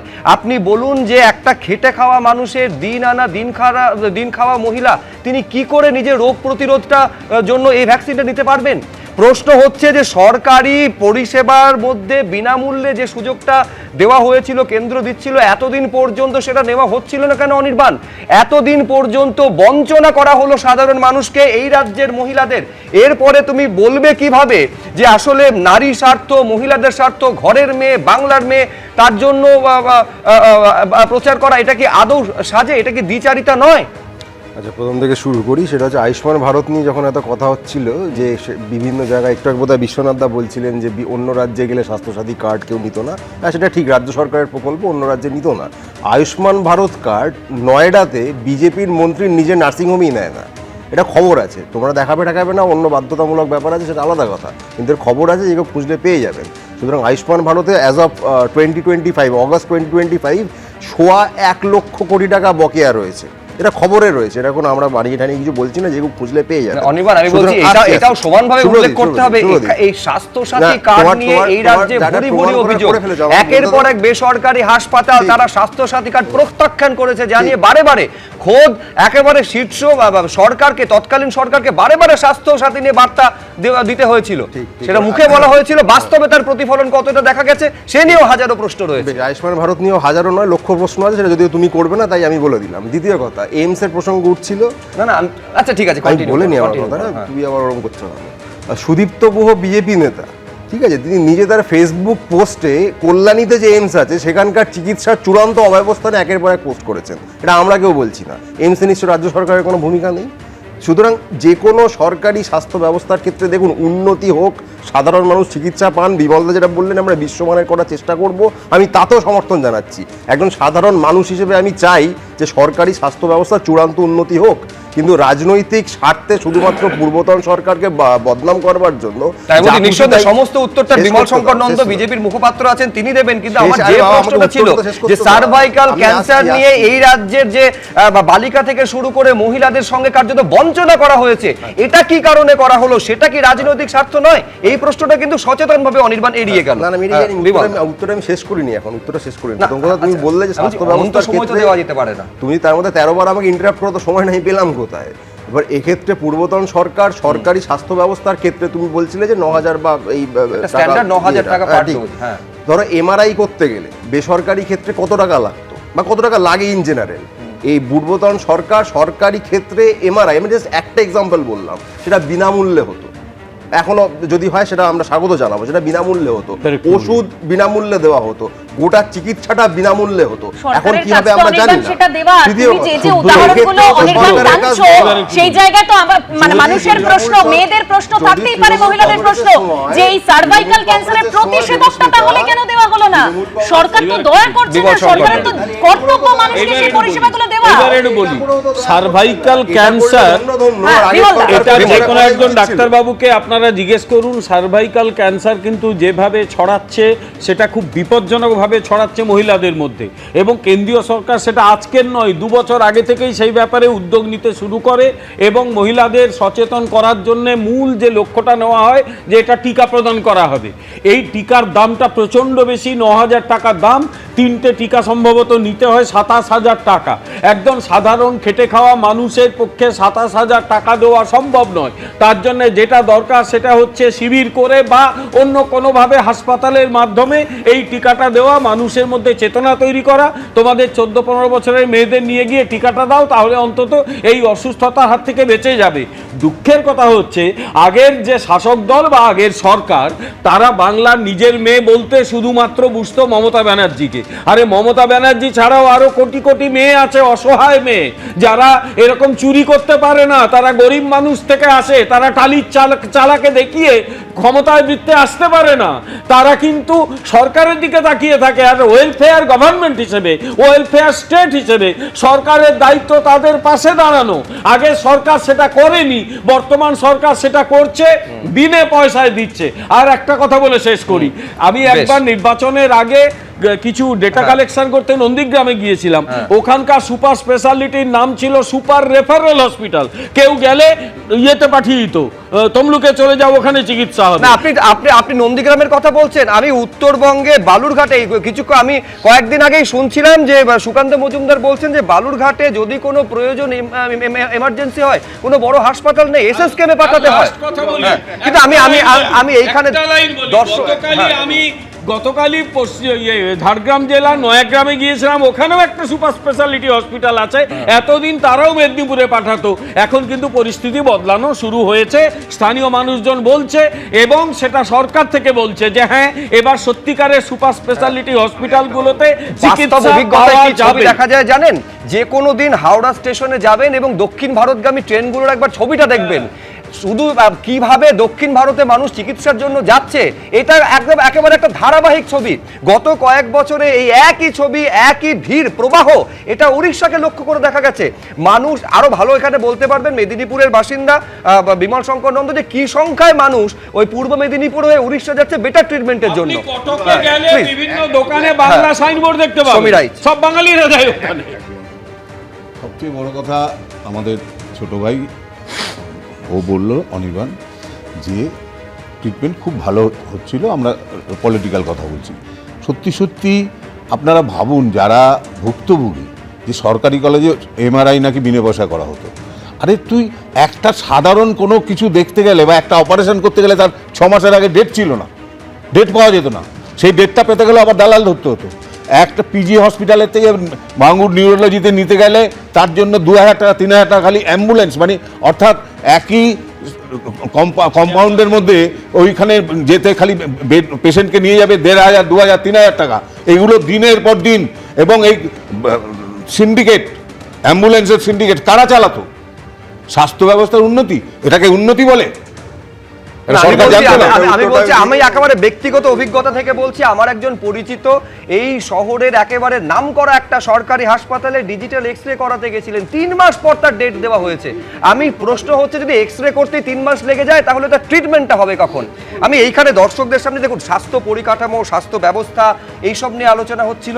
এই স্বাস্থ্য ব্যবস্থার মধ্যে দাদাগিরি করছে যারা, তাদের এবার কিন্তু সরাসরি স্ক্যানারে আনা হচ্ছে। তার কারণ অন্যতম, আরজি করের ঘটনার পর আপনারা জানেন যে অভিক দে তার ভূমিকা নিয়ে প্রশ্ন উঠতে শুরু করেছিল, তার বিরুদ্ধে ভুরি ভুরি অভিযোগ এসেছিল, একেবারে থ্রেট কালচার থেকে শুরু করে তোলাবাজি থেকে শুরু করে গুচ্ছ গুচ্ছ অভিযোগ। এবার তার বিরুদ্ধে সরাসরি বিভাগীয় তদন্তের নির্দেশ। দেখুন, সরকার বদলের পরই খুলে গেছে আরজিকর ফাইলস, আর সেই ফাইল খুলতেই স্ক্যানারে অভিক দে। আরজিকর কাণ্ডের সময় সাসপেন্ডেড চিকিৎসক সেই অভিকদের বিরুদ্ধে বিভাগীয় তদন্তের নির্দেশ দিল স্বাস্থ্য দপ্তর। পাশাপাশি সার্ভিস কোটায় কিভাবে তিনি এসএসকেএমে স্নাতকোত্তর পড়ার সুযোগ পেয়েছেন তা খতিয়ে দেখার নির্দেশ দিয়েছেন রাজ্যপাল। শনিবার সামনে এসেছে এই 2 নির্দেশ। কিন্তু কে এই অভিক দে? বর্ধমান মেডিকেল কলেজের রেডিওলজি বিভাগের প্রাক্তন আরএমও, পরে এসএসকেএম হাসপাতালে জেনারেল সার্জারি বিভাগে প্রথম বর্ষের স্নাতকোত্তর ট্রেনি হন। আরজিকর কাণ্ডে বিতর্কের মুখে পড়ে তাকে সাসপেন্ড করে স্বাস্থ্য দপ্তর। সাসপেন্ড করা হয় রাজ্য মেডিকেল কাউন্সিল থেকেও। আমি চাই এদের কঠোর থেকে কঠোর শাস্তি হোক, শুধুমাত্র তদন্তের মাধ্যমে সময় যেন বিলম্বিত না হয়। থ্রেড কালচারকে যদি সম্পূর্ণরূপে নিপুণ করতে হয়, তুলে ফেলতে হয়, তাহলে সামগ্রিকভাবে যারা পশ্চিমবাংলার সমস্ত মেডিকেল কলেজ জুড়ে যাদের অত্যাচার ছিল, থ্রেড কালচারের যারা ধারক এবং বাহক ছিলেন, তাদের সবার শাস্তি, কঠোর থেকে কঠোর শাস্তির দাবি আমি রাখতে চাই। এক একটি হাসপাতাল জুড়ে কোথাও থ্রেড কালচার, কোথাও সিন্ডিকেট, কোথাও দুর্বৃত্তদের একটা পুরো অপারেশন চলছে, এবং বিভিন্ন ধরনের ট্রান্সফার, পোস্টিং, সব কিছুর মধ্যে দিয়ে যারা যারা এই মমতা বন্দ্যোপাধ্যায়ের ডান হাত বাঁ হাত হয়ে যারা বিভিন্ন ধরনের অন্যায় করে গেছে, দিনের পর দিন ধরে অন্যায়ভাবে এমডি সিট জোগাড় করেছিল। 2024 সালের 9 আগস্ট আরজিকর হাসপাতালে ধর্ষণ ও খুন করা হয় কর্তব্যরত তরুণী চিকিৎসককে। অভিযোগে বিদ্ধ হয় তৎকালীন তৃণমূল সরকার, পুলিশ থেকে হাসপাতাল কর্তৃপক্ষ। আজকে আমাদের স্বাস্থ্য দপ্তর থেকে তার বিরুদ্ধে বিভাগীয় তদন্তের যে আদেশনামা জারি করা হয়েছে, আমি সেটাকে স্বাগত জানাচ্ছি। আমি আশা করব যে এই বিভাগীয় তদন্তের মাধ্যমে প্রকৃত সত্য সামনে বেরিয়ে আসবে, এবং তার সঙ্গে তার যে পোস্ট গ্রাজুয়েট যে কোটায় যে ভর্তি হওয়ার যে বিষয়টা নিয়েও বিতর্ক ছিল, সেটা এই মুহূর্তে বিচারাধীন। আমরা চাইব এই বিষয়টারও পূর্ণাঙ্গ তদন্ত হোক। আমি মনে করি এর অনেক আগেই ডিপার্টমেন্টাল এনকোয়ারি হওয়া উচিত ছিল। শুধু উনি একা নয়, একটা বড় নেক্সাস, একটা বড় চক্র এখানে কাজ করছে, এবং তার মাথা কারা, কাদের আশীর্বাদে এই ধরনের কাজগুলো তিনি করতে পেরেছিলেন, যেখান থেকে নির্দেশ এসছে সেই পর্যন্ত তদন্ত হোক, দৃষ্টান্তমূলক শাস্তি হওয়া দরকার রয়েছে। আরজিকর মেডিকেল কলেজে চিকিৎসকের মৃতদেহ উদ্ধারের দিন তৎকালীন স্বাস্থ্য শিক্ষা অধিকর্তা কৌস্তব নায়েক এবং আরজিকর মেডিকেল কলেজ হাসপাতালের রোগী কল্যাণ সমিতির তদানীন্তন চেয়ারম্যান সুদীপ্ত রায় যখন সংবাদ মাধ্যমের মুখোমুখি হন, তখন তাঁদের ঠিক পিছনেই দাঁড়িয়েছিলেন অভিক দে, যিনি আরজিকর মেডিকেলের প্রাক্তন অধ্যক্ষ সন্দীপ ঘোষের ঘনিষ্ঠ এবং রাজ্যের স্বাস্থ্যক্ষেত্রে বিশেষ ক্ষমতাসীন গোষ্ঠীর প্রভাবশালী নেতা বলে পরিচিত ছিলেন। এটাকে অবশ্যই ওয়েলকাম করছি। আমরা চাই যে এই ধরনের নটোরিয়াস যারা থ্রেড কালচারের মাথা, যারা অভয়ার খুন ধর্ষণের সঙ্গে যুক্ত বলে অভিযোগ উঠেছে, তাদেরকে অ্যারেস্ট করা দরকার, এবং তাদের বিরুদ্ধে শাস্তিমূলক দৃষ্টান্তমূলক শাস্তি হওয়া দরকার। আশা করব যে নতুন সরকার, তার স্বাস্থ্য দপ্তর, এই যে সারা রাজ্য জুড়ে স্বাস্থ্য দপ্তরের যে দুর্নীতি এবং থ্রেড কালচার চলছে, সেটা অবিলম্বে যেন বন্ধ করে। তরুণী চিকিৎসককে ধর্ষণ খুনের পর ভাইরাল হয় আরজিকর মেডিকেলের সেমিনার হলের একটি ভিডিও। মৃতদেহ উদ্ধারের পর যেখানে বহু মানুষের ভিড় দেখা যায়, তাদের মধ্যে দাঁড়িয়েছিলেন লাল জামা পরা এক ব্যক্তি। পুলিশ তাকে ফিঙ্গারপ্রিন্ট এক্সপার্ট বলে দাবি করলেও পরে জানা যায় তিনি অভিক দে। শুধু তাই নয়, রাজ্যের বিভিন্ন সরকারি মেডিকেল কলেজে থ্রেড কালচার চালানোর অভিযোগ ওঠে অভিকদের বিরুদ্ধে। এবার সেই অভিকদের বিরুদ্ধে দেওয়া হলো বিভাগীয় তদন্তের নির্দেশ। তদন্তে অনুমতি দিয়েছেন রাজ্যপাল। আরএসএস পন্থী চিকিৎসকদের সংগঠন ন্যাশনাল মেডিকোজ অর্গানাইজেশন বা এনএমও এই সিদ্ধান্তকে স্বাগত জানিয়েছে। ঝিলাম করঞ্জাইয়ের রিপোর্ট, এবিপি আনন্দ, কলকাতা। আমি এখান থেকে অনিলদার কাছে যাব। অনিলদা, মানে রহস্যটা এখানে ঠিক পরিষ্কার হচ্ছে না। একটা নতুন সরকার দায়িত্ব নিয়েছে, 2 সপ্তাহের মধ্যে একদমই অভিক দে, যার বিরুদ্ধে থ্রেড কালচারের বুড়ি বুড়ি অভিযোগ, তার বিরুদ্ধে বিভাগীয় তদন্তের নির্দেশ দিতে পারলো, আর প্রাক্তন তৃণমূল সরকার এত অভিযোগ সামনে দেখার পরও সেই পদক্ষেপটা নিতে পারলো না। দেখো দেবস্মিতা, মানে সেটা কি মনে হচ্ছে আপনার যে কাউকে আড়াল করার জন্য? না না, একটা ব্যাপার হচ্ছে 2011-এ যখন সরকারটা এসেছিলেন অনেকে আশা নিয়ে ভোট দিয়েছিলেন, কিন্তু দেখা গেল উনি যে যে কথাগুলো বলেছিলেন বিরোধী থাকাকালীন সেগুলো তো উল্টো করেছেন। সাধারণ লোকের সঙ্গেও প্রতারণা করেছেন, সরকারি কর্মচারীদের সঙ্গে করেছেন, এবং যেটা হচ্ছে প্রত্যেকে বলেছিলেন ইনফিল্ট্রেশন নিয়ে পার্লামেন্টে কি করেছেন সবাই জানেন, ঢুকেছে ইনফিল্ট্রেশন তো হয়েছে, অস্বীকার করার উপায় নেই, কেউ অস্বীকার করতে পারবে না, আমি দেখেওছি তদন্ত করতে গিয়ে। আর রাজ্য সরকারের কর্মচারী উনি বলেছিলেন যারা ডিএ দিতে পারে না সে সরকারের থাকার দরকার নেই, কিন্তু ডিএ মারায় তো উনি পিএইচডি করেছেন, আর ইনফিল্ট্রেট করানোয় তো উনি গোল্ড মেডেলিস্ট হয়ে গেছেন যা করিয়েছেন। আর ব্যাপার হচ্ছে ওনার আসার পরে ওনার কাজটাই ছিল যে ডিস্ট্রাকটিভ এবং পোলারাইজেশন, চিপ পপুলারিটি, এইগুলো পজিটিভ কিছু করার নাই। প্রথমে পোলারাইজেশন কি করলেন, প্রথমে এসে ইমাম ভাতা চালু করলেন, তার ফলে একটা শ্রেণীর বিশেষ করে হিন্দুদের মধ্যে একটা হলো, অনেক 9 বছর পরে বুঝতে পারলেন হিন্দুরা সরে যাচ্ছে, তখন আবার পুরোহিত ভাতা চালু করেন, কাদের দিলেন কি দিলেন তার মধ্যে কোনো স্বচ্ছতা নেই। আর একটা জিনিস হসপিটালের কথা যেগুলো উঠছে, হসপিটালের উনি বলেছেন স্বাস্থ্যসাথী নিয়ে বারবার অন্যান্য হসপিটালগুলো যখন নিতে চাইনি প্রাইভেট হসপিটাল, উনি বলছেন লাইসেন্স ক্যান্সেল করে দেবো। আরে লাইসেন্স ক্যান্সেল করে তারা ব্যবসা করতে, তারা তো দাতব্য চিকিৎসা লাভ করতে আসেনি। আর উনি হসপিটালে যা ডেভেলপমেন্ট করেছেন, সুপার স্পেশালিটি করেছেন 2021-এর একটা লাইসেন্সও ক্যান্সেল হয়নি, কারোর বিরুদ্ধে কোনো রকম না না, স্টেপও নেওয়া হয়নি। উনি করবেন কোত্থেকে, ভেতরে অনেক কারণ আছে।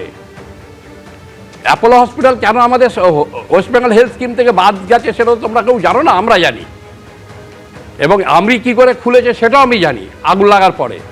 অর্থাৎ এত সুপার স্পেশালিটি হসপিটাল উনি স্টেট ওয়াইজ করেছেন, মানে ডিস্ট্রিক্ট ওয়াইজ, যে ওনার পায়ে চোট লাগলে যেটা আমরা সাধারণ লোক হলে বরফ দিলে বা চুন হলুদ দিলে সেরে যেত, সেটা সারাবাজ উনি ওখান থেকে এসে এসএসকেএমে ভর্তি হলেন, পুরো পা প্লাস্টার করে দিলেন, তারপরে কেটে বললো অসুবিধা হবে কাস্টিং করে দাও, সেইটা পা তুলে আমরা দেখেছি।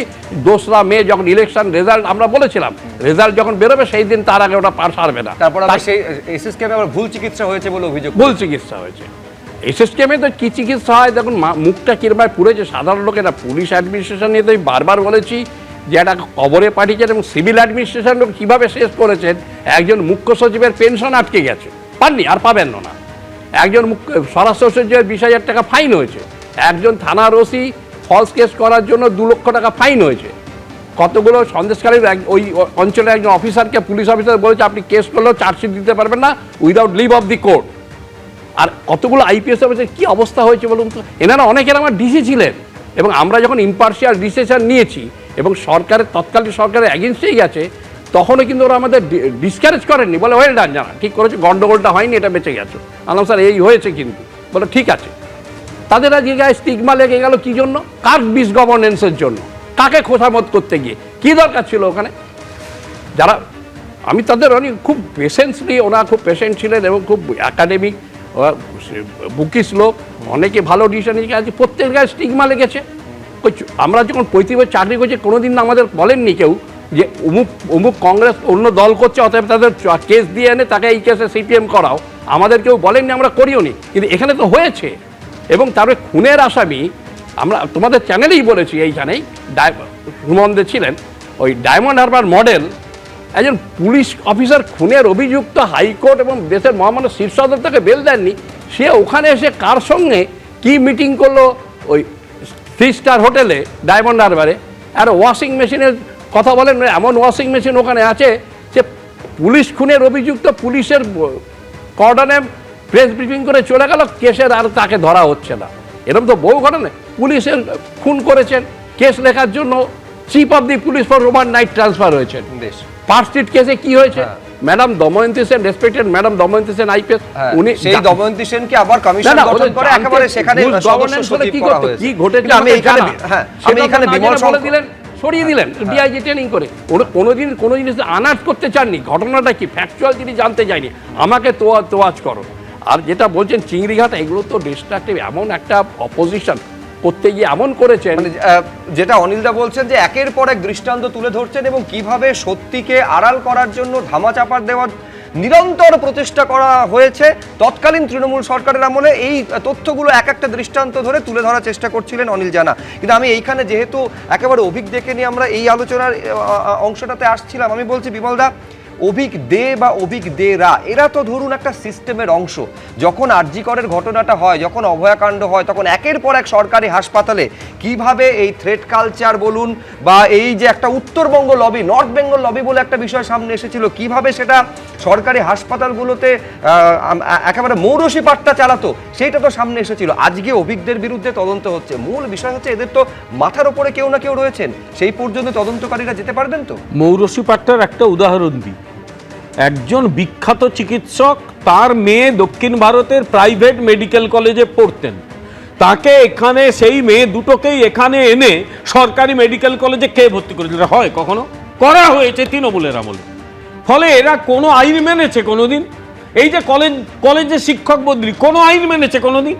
কোনো একজনকে ধরা দেয় কলকাতার একটা কলেজে তাকে চাকরি দেওয়া হবে, এনে দিনের পর দিন বসিয়ে রাখা হয়েছে, হয়তো চাকরি করে কোলাঘাটে, বেতন তুলতে যাচ্ছে সেই কলেজে বসে আছে। কোনো নিয়ম কানুন কিচ্ছু মানা হয়নি। এই যে প্রিন্সিপাল নিয়োগ হয়েছে, প্রাইভেট কলেজ থেকে তার বিন্দুমাত্র অভিজ্ঞতা নেই, প্রিন্সিপাল করা হয়েছে। একটা লাইনে শেষ করি, এই অ্যাপয়েন্টমেন্টগুলো যদি খোঁজা হয় না, চারিদিকে অ্যাটম বম বাস্ট করবে। এখনো স্কুল সার্ভিস ছাড়িয়ে কলেজ সার্ভিসে যাওয়া হয়নি, একবার গেলে না আছে। আমি বলে দিয়ে যাচ্ছি আজকে। হ্যাঁ অনির্বাণ, দেখুন, আরজি করের ঘটনার পর 4 দিন কলকাতা পুলিশের হাতে তদন্তভার ছিল। তারপর থেকে আজ প্রায় 2 বছর হতে চললো সিবিআই তদন্ত করছে, এবং সেই তদন্ত তারা ক্লোজ করে দিয়েছে এমনটা নয়, তারা তদন্ত চালাচ্ছে। অতএব নতুন করে ফাইল খোলার যে কার্যত যে গিমিকটা দেওয়া হচ্ছে এই বিভাগীয় তদন্তের নামে অভিজ্ঞদের বিরুদ্ধে, এই সেই তাই যে অভিজ্ঞদের বিরুদ্ধে তদন্ত করবে, যা খুশি করুক, তাতে আমাদের কিছু যায় আসে না। কিন্তু যে সিবিআই এর তদন্তকারী অফিসাররা এখনও প্রায় 2 বছর ধরে তদন্ত চালিয়েই যাচ্ছে, তাদের বিরুদ্ধে বিভাগীয় তদন্তটা কে করবে?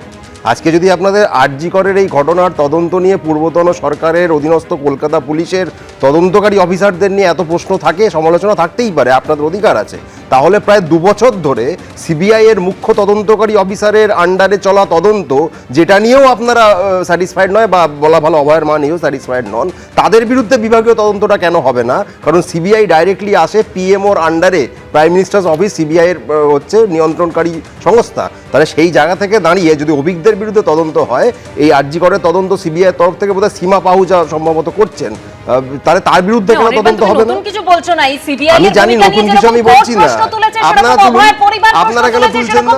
রাজ্য বিজেপি নেতৃত্ব আপনারা কেন তুলছেন না? কিন্তু একটা বিষয় আমি এখানে একটু যুক্ত করতে যাব, আমরা অবশ্যই প্রশ্ন তুলছি, আমরা এই প্রশ্নটাও তুলছি যে অভিজ্ঞদের বিরুদ্ধে স্বাস্থ্য ভবনের যে 4 সদস্যের তদন্ত কমিটি গঠন করা হয়েছিল, সেখানে অভিজ্ঞদের বিরুদ্ধে 32টা অভিযোগ ছিল। সেখানে এই অভিযোগটাও ছিল যে পোস্ট গ্রাজুয়েট ট্রেনি হিসেবে রেজিস্ট্রেশন সম্পূর্ণ করেননি অভিজ্ঞদের, তার যে জয়েনিং সেখানেও বেনিয়ম হয়েছিল। তাহলে তখন কেন ব্যবস্থা নেওয়া হলো না? অনির্বাণ, এই প্রশ্নটা তো ওঠে। দেখুন, অন্যদিকে নিয়োগে যে দুর্নীতি হয়েছে, আসবো বিমল, অবশ্যই আসবো, নিয়োগে যে দুর্নীতি হয়েছে সেই দুর্নীতি মুক্ত করতেও কিন্তু এবার পশ্চিমবঙ্গে প্রথম বিজেপি সরকার, মুখ্যমন্ত্রী শুভেন্দু অধিকারী তিনি কড়া বার্তা দিয়েছেন। এই প্রতিবেদনে দেখাবো, দেখুন। আমরা আগামী অ্যাসেম্বলিতে রিক্রুটমেন্ট পলিসির জন্য যে নতুন আইন করা দরকার সেটা করব। হোয়াটসঅ্যাপ মেসেজ দিয়ে অ্যাপয়েন্টমেন্ট বা রিক্রুটমেন্ট না হয়। বিগত তৃণমূল সরকারের বেলাগাম দুর্নীতি, যা কাউকে হকের চাকরি থেকে বঞ্চিত করেছে, কেউ আবার দুর্নীতির জাঁতাকলে পড়ে হারিয়েছেন ন্যায্য চাকরি। এই প্রেক্ষাপটে শনিবার দুর্নীতিমুক্ত নিয়োগ নিয়ে ফের কড়া বার্তা দিলেন প্রথম বিজেপি সরকারের মুখ্যমন্ত্রী শুভেন্দু অধিকারী। ইতিমধ্যে আপনারা জানেন আমাদের খুব বদনাম হয়ে গেছে পশ্চিমবঙ্গের। Teacher recruitment scam, municipal recruitment scam, high court supreme কোর্টের হস্তক্ষেপ, 26,000 শিক্ষক শিক্ষিকা শিক্ষাকর্মীর চাকরি বাতিল, পরীক্ষা কেন্দ্রগুলিও এমন ভাবে কলুষিত হয়েছে যার ফলে eastern rail, south eastern rail বা আমাদের নর্থ ফ্রন্টিয়ার রেলওয়ে, তারা তাদের এক্সামগুলো পশ্চিমবঙ্গে করাচ্ছিলেন না। এই জায়গা থেকে আমাদের এই প্রিয় বঙ্গভূমি পশ্চিমবঙ্গকে বের করে আনতে হবে। শনিবার সারা দেশ জুড়ে আয়োজিত হয় 19তম রোজগার মেলা। দেশের 47টি জায়গায় ভার্চুয়াল মাধ্যমে এই কর্মসূচির সূচনা করলেন প্রধানমন্ত্রী নরেন্দ্র মোদী। শিয়ালদা ডিআরএম অফিসের অডিটোরিয়ামে এই কর্মসূচিতে যোগ দেন শুভেন্দু অধিকারী। সেখানেই স্বচ্ছ নিয়োগের জন্য নতুন নীতির কথা জানান মুখ্যমন্ত্রী। জানালেন আগামী দিনে চাকরির পরীক্ষার্থীদের লিখিত পরীক্ষার ওএমআর শিটের কার্বন কপি দেওয়া হবে। যে ওএমআর ভিত্তিতে যে লিখিত পরীক্ষা হয় তার কার্বন কপি প্রত্যেকটি পরীক্ষায় বসা যুবক যুবতীকে দেওয়া উচিত। Mala fide intention, nepotism, corruption will move a fresh recruitment policy in next budget session of our assembly. আমাদের উদ্দেশ্য থাকবে ওএমআর কার্বন কপি রিটিন পরীক্ষার আমরা যারা পরীক্ষায় বসবেন তাদের দেব। পশ্চিমবঙ্গে একমাত্র বিচিত্র রিক্রুটমেন্ট পলিসি তৈরি করেছিল প্রাক্তন মুখ্যমন্ত্রী মমতা বন্দ্যোপাধ্যায়ের আমলে, যে আমি পরীক্ষা দেব, তার কার্বন শিট থাকবে, ওএমআর শিট আমি ফিল আপ করলাম, কার্বন শিট আমার কাছে থাকবে না, ওটা ফেরত চলে যাবে সরকারের কাছে। আমাদের সরকার ঠিক করেছে যে এই কার্বন শিট অর্থাৎ আমি কোশ্চেন নাম্বার 1 বা 2-তে এ বি সির মধ্যে কোনটা আমার উত্তর দিয়েছি তার কপি ক্যান্ডিডেটদের হাতে দেওয়া হবে। আমার যদি নাম্বার কম থাকে আমি চ্যালেঞ্জ করতে পারবো পরীক্ষা পদ্ধতি। নিয়োগ প্রক্রিয়ায় মৌখিক পরীক্ষার নম্বর কমানোর কথাও জানিয়েছেন মুখ্যমন্ত্রী।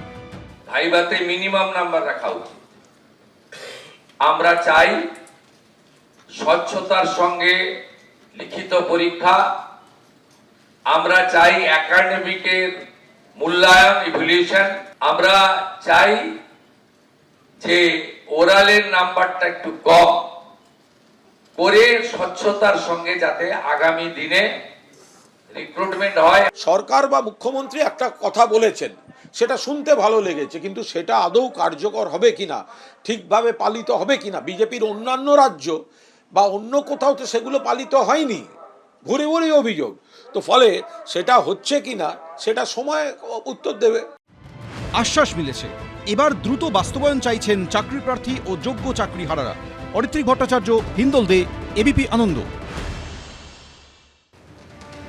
দেখুন, যে কথা আজকে মুখ্যমন্ত্রী শুভেন্দু অধিকারী বলেছেন, একাধিক গুরুত্বপূর্ণ জায়গা সেটা নিয়ে কিন্তু আলোচনার অবকাশ রয়েছে, যেটা নিয়ে আমি রবীন্দ্রনাথ ভট্টাচার্যের কাছে আসব। এক হচ্ছে ওএমআর। এই ওএমআর নিয়ে ভুরি ভুরি অভিযোগ তৃণমূল কংগ্রেসের সরকারের আমলে, যখন এই 2016 শিক্ষক নিয়োগ দুর্নীতি নিয়ে এসেছিল তখন এই বিষয়গুলো সামনে এসেছিল। গাজিয়াবাদে একেবারে যেটা উদ্ধার করা গেছিল ওএমআর এর যে ডেটা, সেখান থেকে যা নাম্বার ছিল আপনাদের মনে আছে এসএসসির সার্ভারে তার সেই নাম্বারের মিল পাওয়া যাচ্ছিল না। এই ওএমআর এর যে কার্বন কপি সেটা যদি দেওয়া হতো, যেটা দেওয়া হবে বলছেন মুখ্যমন্ত্রী শুভেন্দু অধিকারী, তাহলে কিন্তু যাবতীয় শিক্ষক নিয়োগ দুর্নীতিতে চাল এবং কাপড় খুব সহজেই আলাদা করা যেত। এবং 2, এটা আপনিও হয়তো একমত হবেন রবীন্দ্রনাথ বাবু, সেটা হচ্ছে যে শিক্ষাগত যোগ্যতার মান। মুখ্যমন্ত্রী বলছেন যে একাডেমিক কোয়ালিফিকেশন সেটাকে সব থেকে বেশি গুরুত্ব দেওয়া হবে। 2025-এ কি করা হয়েছিল? শিক্ষাগত যোগ্যতার মান 35 থেকে কমিয়ে 10 আনা করা হয়েছিল। সেই ছবিটা বদলাবে বলে মনে হচ্ছে? দেখুন, এই কথা যখন বলছেন তখন আমার মাথার মধ্যে ঘুরছে সেই বিখ্যাত কথা, সাদা খাতা জমা দেওয়ার মজাই আলাদা। সুতরাং রিক্রুটমেন্ট পলিসিটা কি ছিল? আমি আমার ডিপার্টমেন্টে সেই সময় আমি বিভাগীয় প্রধান, আমার একটি ছাত্র এসে জানাতে এলো যে সে প্রাইমারি স্কুল টিচার হয়েছে। তো আমি বললাম অ্যাপয়েন্টমেন্ট লেটারটা দেখা। তো তার উত্তরে সে বললো, স্যার SMS এসছে। SMS আর কি দেখাবো? আমি অবাক হয়ে গেছিলাম যে সেটা বহুদিন আগের কথা বলছি, 16-17 এইরকম সময়ের কথা বলছি। সেই সময়ে অর্থাৎ শুরু হয়ে গেল যে রিক্রুটমেন্ট পলিসিটা ছিল কি করে যোগ্যদের বাদ দিয়ে অযোগ্যদের নিয়ে আসা যায় পয়সার ভিত্তিতে, এইটা ছিল পলিসি। একটা সরকারের পলিসি হচ্ছে টাকা তোলা, এবং সেটাতে চাকরি বেচে টাকাটা তুলতে হবে, গরিব ছেলেমেয়েদের, যোগ্য ছেলেমেয়েদের বঞ্চিত করে টাকাটা তুলতে হবে, এইটা ছিল তাদের পলিসি। সুতরাং পলিসি করবার জন্য তারা কি করেছে? ওএমআর শিট যেটা 10 বছর রাখা বাধ্যতামূলক, সেটাকে তারা পুড়িয়ে দিল। যে ওএমআর শিট এমন একটা জায়গায় পাঠিয়ে দিল, খুঁজেই পাওয়া যাচ্ছে না সার্ভারটা কোথায় আছে। সিবিআইয়ের খুব দক্ষ অফিসাররা তারা সার্ভার থেকে বের করে নিয়ে এসেছিলেন, কিন্তু দিনের পর দিন তারা সার্ভার থেকে সেই তথ্যগুলো নিয়ে আসবার পরও চাল এবং কাঁকড় বারবার করে হাইকোর্ট, সুপ্রিম কোর্ট তারা বলেছিল আপনারা শুধু বলে দিন যে কারা যোগ্য কারা অযোগ্য, আমরা এখনো এই 26,000 তালিকাকে বাঁচাতে পারবো, বলল না। সুতরাং 32,000-কে তো দয়া করে বাঁচিয়ে দিয়েছে, একই জিনিস 32,000-এর মামলা আবার গেছে। সুতরাং এই যে জায়গা, অর্থাৎ অযোগ্যদের নেব টাকার ভিত্তিতে, এটা প্রথম থেকে এই সরকারের মাথায় ছিল যে যে কটা দিন থাকবো, 15 বছর যদি থাকি, 15 বছরে 1500 কোটি টাকা করে এক একজন তুলে নেব। এবং দেশের মানুষগুলো, ওই ছেলেমেয়েগুলো বসে বসে রাস্তায় বসে কাঁদবে, তাদের দিকে কোনো কিছু। একদিন গেছেন মুখ্যমন্ত্রী, একদিন গেছেন, শুভেন্দু অধিকারী তো গেছিলেন, একদিনও গেছেন জাননি, তার মনেই হয়নি ওখানে যাওয়ার কথা, যে এতগুলো ছেলে ওখানে বসে কাঁদছে, আর ওইখানে বসে আজকে বড় বড় কথা বলছেন এই কুণাল ঘোষ। কি যে ওনার বক্তব্য, এখন তো মুখে লিউকোপ্লাস্টের বেশি থাকা উচিত। উনি একবার করে দেখা করছেন, দেখা করে যে লোক ছেলেমেয়েগুলো আসছে তাদেরকে গুলিয়ে দিচ্ছেন, আবার নতুন করে কথা বলছেন। অর্থাৎ গোটা পলিসিটা ছিল একবারে অযোগ্যদের নেবার জন্য, টাকা দিয়ে অযোগ্যদের নেওয়ার জন্য যোগ্যদের বঞ্চিত করবার পলিসি। সেই পলিসি যদি থাকে তাহলে রিক্রুটমেন্ট যা হওয়ার তাই হয়েছে। বারবার করে কোর্টে গেছে এবং কোর্ট থেকে 26,000-এর চাকরি বাতিল হয়েছে, 32,000 আবার কোর্টে গেছে। অথচ দেখুন, কোর্টে দাঁড়িয়ে যে এসএসসি বলছিল যে ওএমআর শিট নেই, পালা বদলের পর তারাই ওএমআর শিট প্রকাশ করছে। এখন এই নতুন সরকারের কাছে আমরা কি এক্সপেক্ট করি? আমরা এক্সপেক্ট করি, এই যে উনি বললেন যে ভাইভাতে নম্বর কম থাকবে, সুপ্রিম কোর্টের নির্দেশ আছে যে ভাইভাতে 10%-এর থেকে 20%-এর বেশি কোনোভাবে যেন নম্বর না থাকে। 50 যদি নম্বর দিয়ে দেয়, এবং তার মধ্যে আমি প্রমাণ করব কি করে? ভাইভাতে ওখানে আবার এফিসিয়েন্ট ডেমো, কোথাও বিচারপতি জিজ্ঞাসা, মাননীয় বিচারপতি অভিজিৎ গাঙ্গুলি জিজ্ঞাসা করেছিলেন যে কিভাবে আপনারা তার দক্ষতা বুঝলেন, ডেমোটা কিভাবে, কে নিল? কোনো উত্তর নেই, ডেমো নেওয়াই হয়নি, অথচ ডেমোর মার্কস বসে গেছে।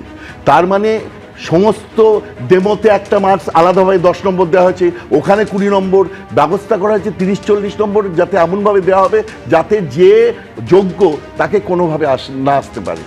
এই ব্যাপারটা উনি যে প্রথম কথাটাই বললেন যে ভাইভাতে নম্বর কমাতে হবে, এটা একটা পলিসি, সরকারের পলিসি, যাতে অযোগ্য লোকরা ওই ভাইভাতে গিয়ে কিছু টাকা দিয়ে যাতে যুক্ত না হতে পারে। দ্বিতীয় নম্বর, ওএমআর শিট, এটা একটা পলিসি। ওএমআর শিটের যে কার্বন কপি, সেটা যদি যেমন আইআইটিতে যায় পায়, তারা যদি বাড়ি নিয়ে যেতে পারে, তারা কোর্টে গিয়ে চ্যালেঞ্জ করতে পারবে, যে তাদের চ্যালেঞ্জ করবার সময়ের মধ্যে তারা গিয়ে চ্যালেঞ্জ করতে পারবে, আমি এই উত্তর দিয়েছিলাম, এই উত্তরে কেন আমি পেলাম না।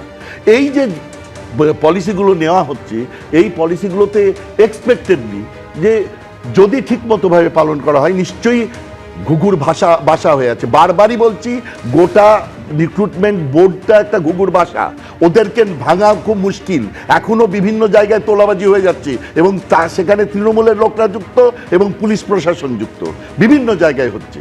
তো এখানেও যদি সেই ঘুঘুর বাসা তারা ভাঙতে অক্ষম হয়ে পড়েন, তাহলে যা হবার, কড়াভাবে যদি সেই ঘুঘুর বাসা ভাঙেন এবং সেই তৃণমূলের লোকগুলোকে বাতিল করে, একদম বাতিল করতে হবে, বাতিল করে নতুন লোকদের দিয়ে রিক্রুটমেন্ট করাতে হবে, এবং স্বচ্ছ লোক, যাদেরকে পিছনে কোনো কালো গন্ধ নেই, কালো রং নেই, সেই রকম লোকেদের নিয়ে এসে এই পলিসিগুলো ফলো করিয়ে যদি রিক্রুটমেন্ট নেওয়া হয়, নিশ্চয়ই হবে। কুণাল ঘোষ যতই বড় বড় কথা বলুন, পশ্চিমবঙ্গে আবার নিশ্চয়ই আমরা পশ্চিমবঙ্গ ছেড়ে যাব না, পশ্চিমবঙ্গের ছেলেমেয়েরাও যাবে না, পশ্চিমবঙ্গেই থাকবে, এবং পশ্চিমবঙ্গ 50 বছর যেটা পিছিয়ে দিয়ে গেছেন, ওটাকে আমরা আবার এগিয়ে নিয়ে যাব। একদম। দেখুন, এই নিয়োগ দুর্নীতিমুক্ত করতে যে ভাবনার কথা জানিয়েছেন মুখ্যমন্ত্রী শুভেন্দু অধিকারী, তারপরে স্বচ্ছ নিয়োগে আশার আলো দেখছেন যোগ্য চাকরিহারা থেকে বঞ্চিত চাকরি প্রার্থীরা। প্রতিবেদন রাখবো, তারপর আলোচনা। It's a very bad practice, mala fide intention, nepotism, corruption will move a fresh recruitment policy in next budget session of our assembly. ক্ষমতায় এসেই দুর্নীতিমুক্ত নিয়োগ নিয়ে লাগাতার বার্তা দিচ্ছেন মুখ্যমন্ত্রী শুভেন্দু অধিকারী। এক ধাপ এগিয়ে শনিবার নিয়োগ পদ্ধতিতে স্বচ্ছতা আনতে পরীক্ষার্থীদের ওয়েমার শিটের কার্বন কপি দেওয়া, মৌখিক পরীক্ষায় নম্বর কমানোর মতো বড় পদক্ষেপের ভাবনার কথা জানিয়েছেন তিনি। এরপরে আশার আলো দেখছেন যোগ্য চাকরিহারা থেকে বঞ্চিত চাকরি প্রার্থীরা। যত রকমের কঠিন এবং শক্তপোক্ত নিয়ম লাগু করা হবে সেটা আমাদের পক্ষে সবসময় সাধুবাদ থাকবে, কারণ আমরা এইগুলো ডাইরেক্টলি এফেক্টেড হয়েছি। আরও কয়েকটা জিনিস হওয়া উচিত, সেটা হচ্ছে চাকরির পরীক্ষাতে কোনো ক্যান্ডিডেটের নামই শো করা উচিত নয়। সেখানে নাম এবং রোল নাম্বার এবং রেজিস্ট্রেশন থাকবে, তার উপরে মানে শুধুমাত্র সেই নাম্বারটা থাকবে, কে ব্যক্তি পরীক্ষা দিচ্ছে এটাও যেন না জানতে পারা যায়, তাহলে আমার মনে হয় আরও ভালো হবে। যারা নিজের যোগ্যতায় চাকরির পরীক্ষায় বসেন তাদের ক্ষেত্রে এই ধরনের একটা পদক্ষেপ অবশ্যই সাধুবাদযোগ্য। ওএমআর শিট ট্যাম্পারিং তো 2016 এসএলএসটি দুর্নীতির মূল বিষয় ছিল। 17 রকমের দুর্নীতির মধ্যে ওএমআর শিটটা ছিল মূল বিষয়ে। তো এই ধরনের ওএমআর ট্যাম্পারিং আমরা দেখেছি গত এসএলএসটি পরীক্ষায়, যার কারণে কিন্তু আমরা বঞ্চিত থেকে গেছি আজও। 7 বছর ধরে চাকরি করে নিয়োগ দুর্নীতি মামলায় সুপ্রিম কোর্টের রায়ে 2016 এসএসসির পুরো প্যানেল বাতিল হয়ে যাওয়ায় চাকরি খোয়াতে হয়েছে অমিত রঞ্জন ভূঁইয়াকে। চাকরি ফেরতের জন্য আন্দোলনে নেমে খেতে হয়েছে পুলিশের লাথি। এই উদ্যোগটাকে আমি স্বাগত জানাই, কেন এই প্রক্রিয়াগত ত্রুটির জন্যই এই 2016 সালের যে চাকরি প্রার্থী যারা চাকরি করছিল এতদিন ধরে তাদের জীবনগুলো শেষ হয়ে গেছে।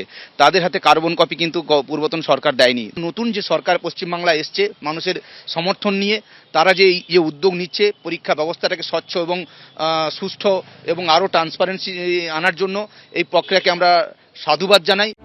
শুধুমাত্র অমিত রঞ্জন ভূঁইয়াদের মতো যোগ্য চাকরি হারারাই নন, চাকরির দাবিতে পথে নেমে ভয়ঙ্কর অভিজ্ঞতা হয়েছিল বঞ্চিত চাকরি প্রার্থী অচিন্ত ধারারও। 2022-এর অক্টোবরের মধ্যরাত আচমকা সল্টলেক করুণাময়ী মোড়ে শুরু হয় পুলিশের অভিযান।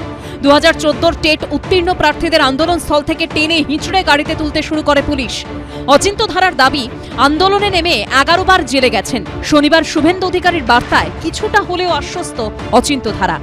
বাংলা যেভাবে গলা পর্যন্ত দুর্নীতি ডুবে গেছিল, এই অভিশাপ থেকে মুক্ত করতে কিছু বড় সিদ্ধান্তের প্রয়োজন ছিল। তো এটা অবশ্যই সাধুবাদ জানাচ্ছি।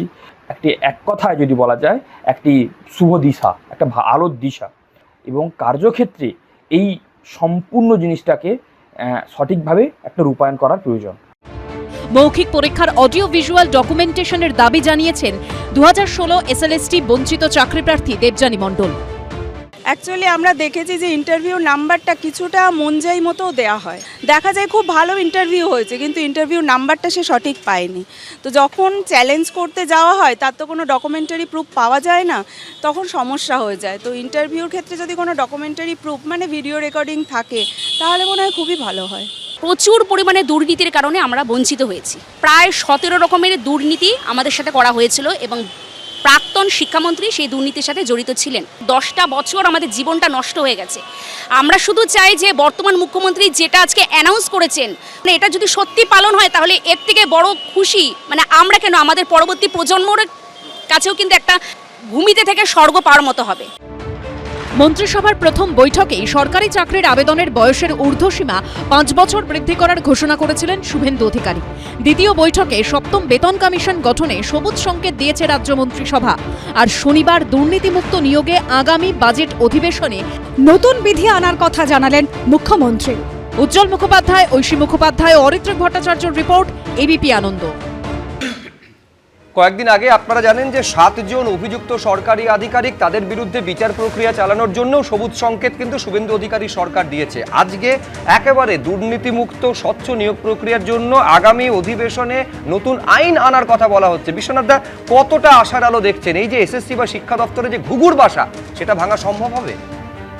আমি আশার আলো দুটো কারণে দেখতে পাচ্ছি। একটা হলো যে মানুষের যে প্রত্যাশা সেটা পূরণ বিজেপি সরকারকে করতেই হবে, এটা একটা কারণ। মানে যে চাপ আছে মানুষের, সেই চাপের কনটেক্সটেই সরকারকে কাজ করতে হবে এবং সরকার মানে বিজেপি যে প্রতিশ্রুতি দিয়েছে সেগুলো পালন করতেই হবে।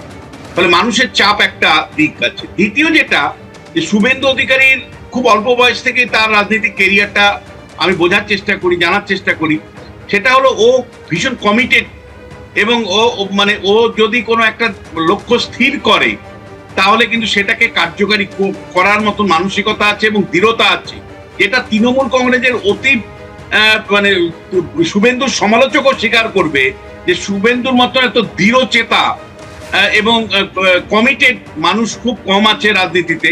ফলে মানে মুখ্যমন্ত্রী যখন আশ্বস্ত করছেন যে একেবারে ত্রুটিমুক্তভাবে এসএসসি পরীক্ষা বছরে চালু করবেন, এবং উনি লাগাতার বিজেপিতে জয়েন করার পর থেকেই উনি কিন্তু কার্যত প্রত্যেকটা জনসভায় বলতেন যে ক্ষমতায় আসলে আমরা ত্রুটিমুক্ত এসএসসি বাৎসরিকভাবে চালু করব। ফলে আমি বিশ্বাস করি, কিন্তু তিনটে আমার রাইডার আছে। একটা হলো পুরনো যারা যুক্ত ছিল, যারা এই পার্থ চট্টোপাধ্যায় নেতৃত্বে বা একেবারে মন্ত্রিসভার নেতৃত্বে যেভাবে এই লুট হয়েছে, মানুষের জমি বাড়ি বিক্রি করে টাকা দিয়ে চাকরি নিতে হয়েছে, চাকরি হারাতে হয়েছে, এই এন্টার প্রক্রিয়ার সাথে যারা যুক্ত আছে তাদের অনেকেই কিন্তু এখনো জেলের ভাত দেখেনি বা জেলের ভাত খায়নি।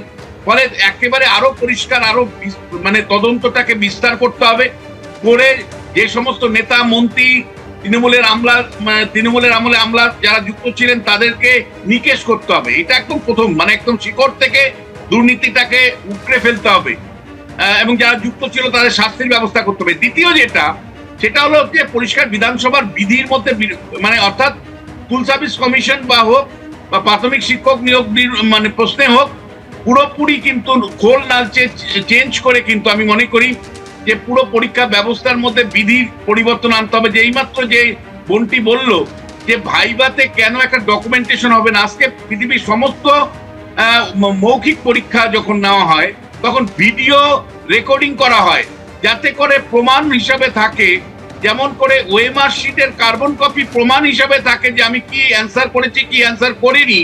আবার একইভাবে মৌখিক পরীক্ষার ভিডিও রেকর্ডিংটা খুব জরুরি, যেটা বিচারপতি জাস্টিস গাঙ্গুলিও বলেছিলেন। ফলে এই ভিডিও রেকর্ডিং যদি রাখা যায় তাহলে কিন্তু দুবার ভাববে। আর তিন হলো যে যারা পরীক্ষক হিসাবে যাবেন তাদের ইন্টিগ্রিটি আছে কিনা দেখতে হবে। তৃণমূল কংগ্রেস যেটা রেওয়াজ করেছিল, বাম আমলেও রেওয়াজ ছিল, যে দলের সাথে যারা যুক্ত অর্থাৎ শিক্ষক ফ্রন্টের সাথে যারা যুক্ত কেবল তাদেরকেই বিভিন্ন রকম পরীক্ষকের দায়িত্ব দেওয়া হতো।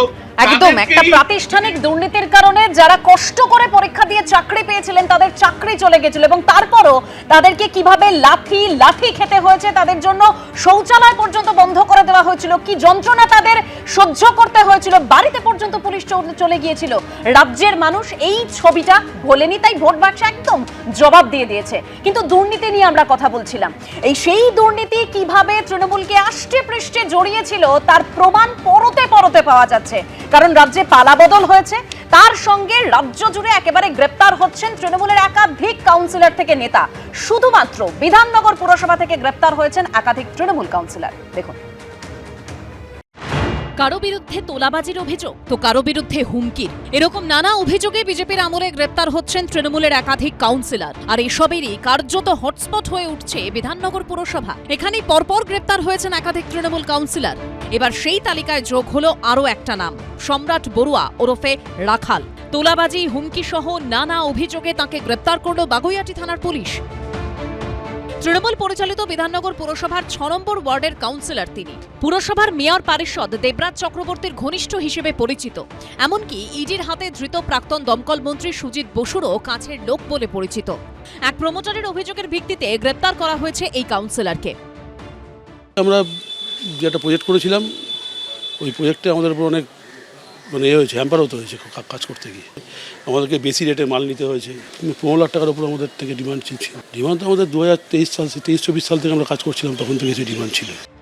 সিভিক ভলান্টিয়ার থেকে একলাফে ওয়ার্ডের কাউন্সিলর, গত 15 বছরে উল্কা গতিতে উত্থান হয়েছে এই তৃণমূল নেতার। সূত্রের দাবি, বিধাননগর কমিশনারেটের আওতায় এককালে সিভিক ভলান্টিয়ার ছিলেন সম্রাট বড়ুয়া। রাজারহাট গোপালপুরের তৎকালীন তৃণমূল বিধায়ক অদিতি মুন্সির হাত ধরে রাজনীতিতে প্রবেশ। তার আত্মসহায়ক হিসেবে কাজ করতেন। গত পুরভোটে তৃণমূলের টিকিটে জিতে 6 নম্বর ওয়ার্ডের কাউন্সিলর হন। আর এখন তিনি কোটি কোটি টাকার মালিক, আছে 3টে গাড়ি। গত বছর নিজের বিয়েতে প্রায় 5 কোটি টাকা খরচ করেছেন। আর এবার রাজ্যের পালাবদলের পর তাঁকেই পাকড়াও করল পুলিশ। ঢাকাবাবু কি বলবেন? আপনি গ্রেফতার, তোলাবাজির অভিযোগ করাচ্ছে আপনার বিরুদ্ধে, কিছু বলবেন আপনি? এর আগে 15ই মে প্রমোটারকে মারধরের অভিযোগে বিধাননগর পুরসভার 9 নম্বর ওয়ার্ডের তৃণমূল কাউন্সিলর সমরেশ চক্রবর্তীকে গ্রেপ্তার করে বিধাননগর কমিশনারেটের পুলিশ। 2024 সালে যখন 15ই ডিসেম্বর আমার প্রতি আক্রমণ হয়েছিল, 1 কোটি টাকা চেয়ে আমার মাথা ফাটিয়ে দিয়েছিল, এই থানায় এসেই অনেক কমপ্লেন করেছি, হাইকোর্ট গেছি, অনেক কিছু করেছি, কিন্তু কোনো কাজ হয়নি। কিন্তু সরকার পরিবর্তনের সঙ্গে সঙ্গেই মানে যেদিন কমপ্লেন করলাম সেদিনকারাই অ্যারেস্ট হয়ে গেল। গত সোমবার দোকান তৈরির নামে এক ব্যক্তির থেকে 5 লক্ষ টাকা তোলাবাজির অভিযোগে বিধাননগর পুরসভার 26 নম্বর ওয়ার্ডের তৃণমূল কাউন্সিলর সুশোভন মণ্ডল ওরফে মাইকেলকে গ্রেপ্তার করা হয়। সূত্রের খবর, তিনিও ছিলেন দেবরাজ চক্রবর্তীর ঘনিষ্ঠ। বৃহস্পতিবার তোলাবাজির অভিযোগে সুজিত বসু ঘনিষ্ঠ 34 নম্বর ওয়ার্ডের কাউন্সিলর রঞ্জন পোদ্দারকে গ্রেপ্তার করে উত্তর বিধাননগর থানার পুলিশ। সূত্রের খবর, ধৃত প্রাক্তন দমকল মন্ত্রী সুজিত বসুর ঘনিষ্ঠ ছিলেন তিনি। আগেও করেছে, এখনো ধমকি চমকি দিচ্ছে। অভ্যাস পাল্টাতে হবে। অনেকে আন্ডারগ্রাউন্ড হয়ে গেছে, পালিয়ে গেছে, কিন্তু দুনিয়াতে যেখানে যাক পুলিশ তাদেরকে টেনে আনবেই, আর এই পুলিশই সাজা দেবে, কেউ পার পাবে না। কোন কেসে কে অ্যারেস্ট হচ্ছেন সেটা নির্দিষ্টভাবে এইভাবে বলা মুশকিল, তবে এইটুকু বলা যায় যে একটা তৃণমূল কংগ্রেসের উপর একটা প্রতিহিংসা পরায়ণ একটা সার্বিক বাতাবরণ একটা তৈরি করা হয়েছে। এবার তার মধ্যে যেগুলি অন্য ধরনের কোনো কেস, সেই কেসগুলিতে কে অ্যারেস্ট হচ্ছেন বা কি অ্যারেস্ট হচ্ছেন সেগুলো কিন্তু কেস টু কেস স্টাডি না করে অ্যাজ এ হোল বলা সম্ভব নয়। অন্যদিকে দক্ষিণ দমদম পুরসভার 35 নম্বর ওয়ার্ডের কাউন্সিলর পার্থ বর্মা ওরফে টিঙ্কুকে গ্রেপ্তার করে পুলিশ। তার বিরুদ্ধে হোমিওপ্যাথি ওষুধের দোকানে ভাঙচুর ও তোলাবাজির অভিযোগ উঠেছিল। সুকান্ত মুখোপাধ্যায়, জয়ন্ত পাল ও রঞ্জিত সাউয়ের রিপোর্ট, এবিপি আনন্দ।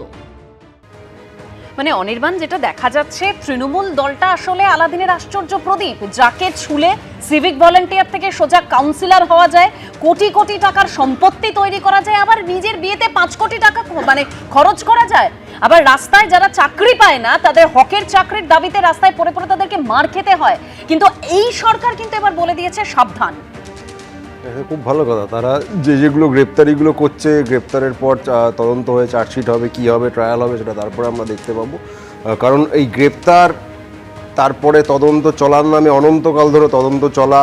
একটু আগে বিশ্বনাথ দা বলছিলেন এসএসসির যে তদন্ত, সেটাতে তিনি আরও গ্রেপ্তারি দেখতে চান, খুব ভালো কথা। সারদা কাণ্ডের তদন্ত সিবিআই ইডি তারা দায়িত্বভার নিয়েছিল, 14 বছর হয়ে গেছে, সেটা নিয়ে বিশ্বনাথ দারা আর আপাতত কিছু দেখতে চান না। আমরা জানি না এইসব ক্ষেত্রেও সেই চাওয়াটা ঠিক আছে, বলেনি, ঠিক আছে, এখানে অনেক ব্যক্তি আছে দেখতে চাই। হ্যাঁ নিশ্চয়ই, আমি আর ওই দায়ের সঙ্গে আর একটা মেলে, সেটা নিয়ে না হয় আমি আপাতত উচ্চবাচ্য করছি না, অনেকেই বিপদে পড়তে পারে। তো সেক্ষেত্রে তদন্ত হবে নাকি তদন্তের নামে প্রহসনটাই চলবে, নাকি এগুলি রাজনৈতিক প্রতিহিংসার মধ্যেই সীমাবদ্ধ থেকে যাবে, সেটা আমরা জানতে চাই। একইভাবে বলি, এখানে যেমন গ্রেপ্তার করছেন নির্দিষ্ট অভিযোগের ভিত্তিতে করুন, সেটা নিয়ে আমাদের আলাদা করে বলার নেই। যারা ব্যক্তিবর্গ গ্রেপ্তার হচ্ছেন তারা তাদের মতো করে ডিপেন্ড করবেন। কিন্তু আপনাদের এই স্টুডিও থেকে ঢিলছোড়া দূরত্বে কসবা এলাকায় বিজেপির, মানে তুমি দায়িত্ব নিলে ভালো কথা, কিন্তু তোমার দলের মুখপাত্র তিনি কিন্তু বলছেন যে কেস টু কেস এটা খতিয়ে দেখতে হবে। আমি সেটাই বললাম, যেটা রাজনৈতিক প্রতিহিংসা সীমাবদ্ধ থাকবে কিনা সেটা আমরা আগামীতে দেখব। তার আগে পর্যন্ত নির্দিষ্ট অভিযোগ যাদের বিরুদ্ধে আছে তারা নিজেদের মতো করে আইনত তার নিজেদের ডিফেন্স তারা ব্যবস্থা করবেন। কিন্তু আমার যেটা বলার, এক্ষেত্রে পুলিশ যেমন ইনস্ট্যান্ট ব্যবস্থা নিচ্ছে, আমরা এটাও জানি আপনাদের এই স্টুডিও থেকে ঢিলছোড়া দূরত্বে একটি ছেলে অর্ঘ্য দাস, তিনি খুন হয়েছিলেন 4 তারিখে। বিজেপির বিজয় মিছিল থেকে যারা খুন করলো আজ অবধি তাদেরকে গ্রেপ্তার তো দূরের কথা, আপনারা খবরটাও দেখাননি। অর্থাৎ পুলিশের বিরুদ্ধে যে আমরা স্পেসিফিক পলিটিক্যাল বায়াসের অভিযোগ করছি তার ভিত্তি আছে। তৃণমূলের কাউন্সিলরের বিরুদ্ধে অভিযোগ হলে আপনি গ্রেপ্তার করছেন, করুন, যদি অভিযোগের সারবত্তা থাকে 100 বার করবেন। কিন্তু যে ছেলেটি বিজেপির বিজয় মিছিল থেকে খুন হয়ে যাচ্ছে, খুন হয়ে যাওয়ার পরেও কোনো অ্যাকশন অভিযুক্তদের বিরুদ্ধে হবে না, এটা নিয়ে কেন প্রশ্ন আপনারা তুলছেন না, সেই প্রশ্ন কিন্তু আমরা আপনাদের বিহাফে তুলে দিলাম। সেটাও কিন্তু মানুষ দেখছেন, কারণ একটি ছেলে যখন খুন হয়ে গেছে তার খুনিদের ধরা দূরের কথা কোনো পদক্ষেপ নেই। আপনারা তুলেছেন 100 বার তুলেছি, 100 বার তুলেছি। এবং পোস্টপোল ভায়োলেন্সের ক্ষেত্রে আজকে আমি আপনাকে বলতে পারি, আমার কাছে প্রমাণ আছে, টাকি এলাকাতে আমাদের এক কর্মীর ওষুধের দোকান, তার ব্যবসার দোকান সম্পূর্ণ পুড়িয়ে ভস্মীভূত করে দিয়েছে, বাড়ি ফিরতে পারছে না পরিবার সহ, তার দোকান সম্পূর্ণ ভস্মীভূত।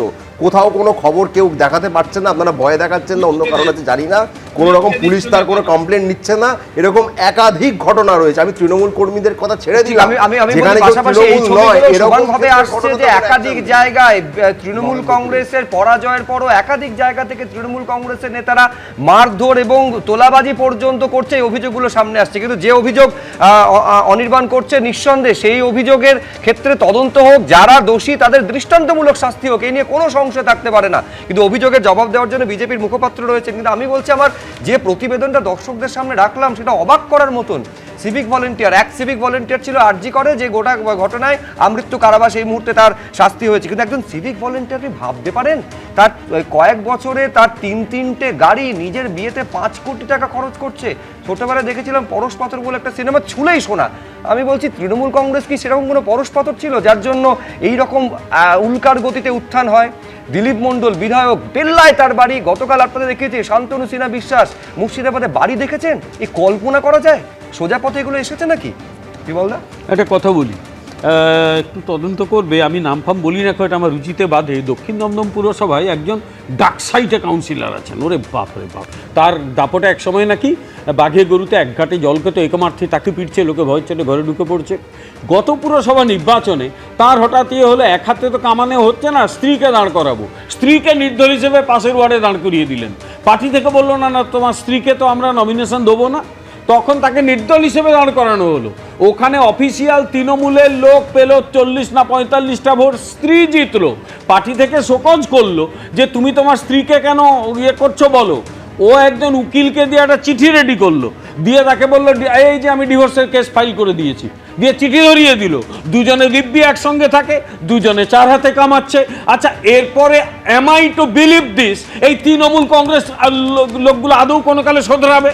কোনো কালে শোধরাবে না। তার কারণ এদের প্রত্যেককে, আমি বলছি গোটা পশ্চিমবঙ্গে বিভিন্ন পুরসভা, বিভিন্ন পঞ্চায়েত, সেখানকার এই তৃণমূলের নেতাগুলোকে যদি ধরে তাদের সম্পত্তি হিসেব নেওয়া হয়, আমি বলছি আমাদের যে 8 লক্ষ কোটি টাকা লোন আছে না, তার কিন্তু হাফ উঠে আসবে, তার বেশি উঠে আসতে পারে।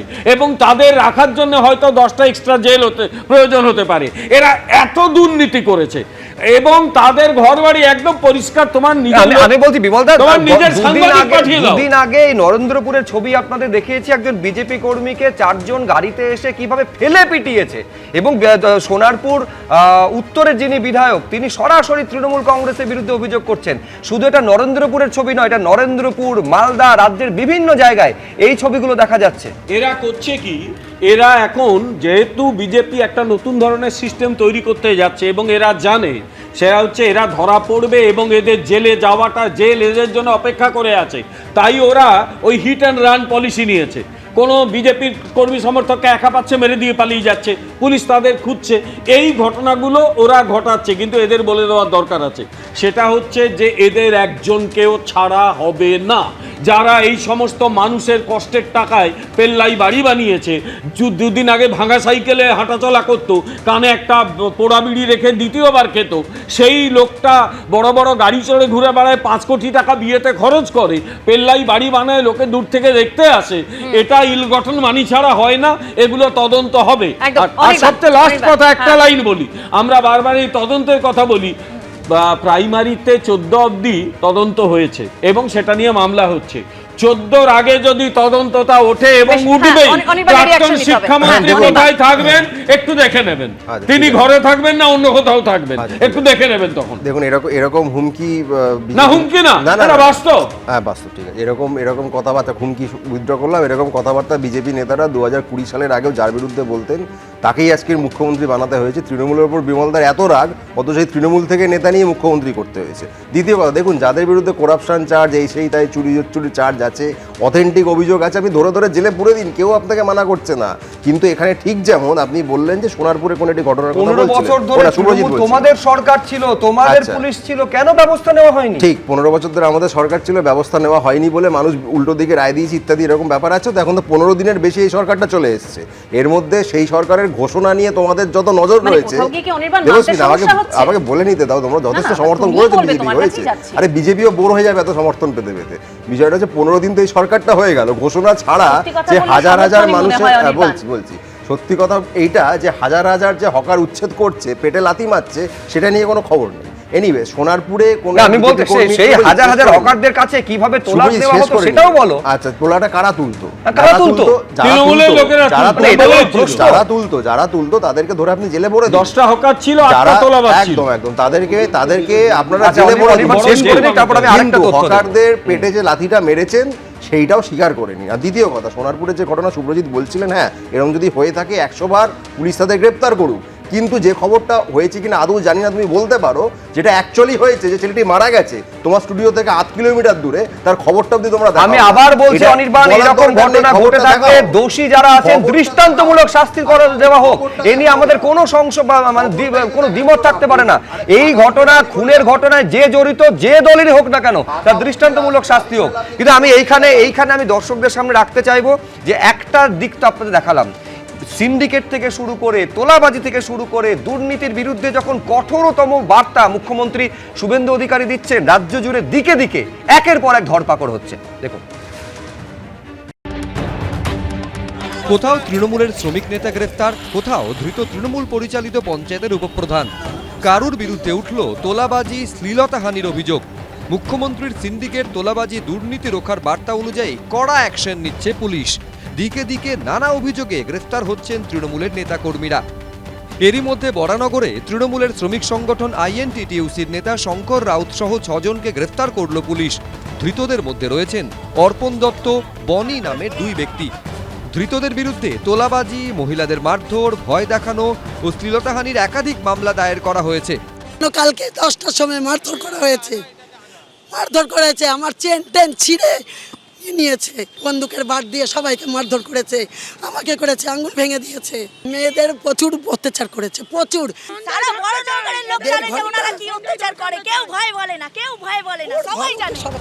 অভিযোগ, রক্তদান শিবিরের নামে এলাকায় তোলাবাজি করতেন শঙ্কর রাউত। রক্ত না দিলে 1000 টাকা করে দিতে হতো স্থানীয়দের। তা দিতে অস্বীকার করলে চলতো বেপরোয়া অত্যাচার।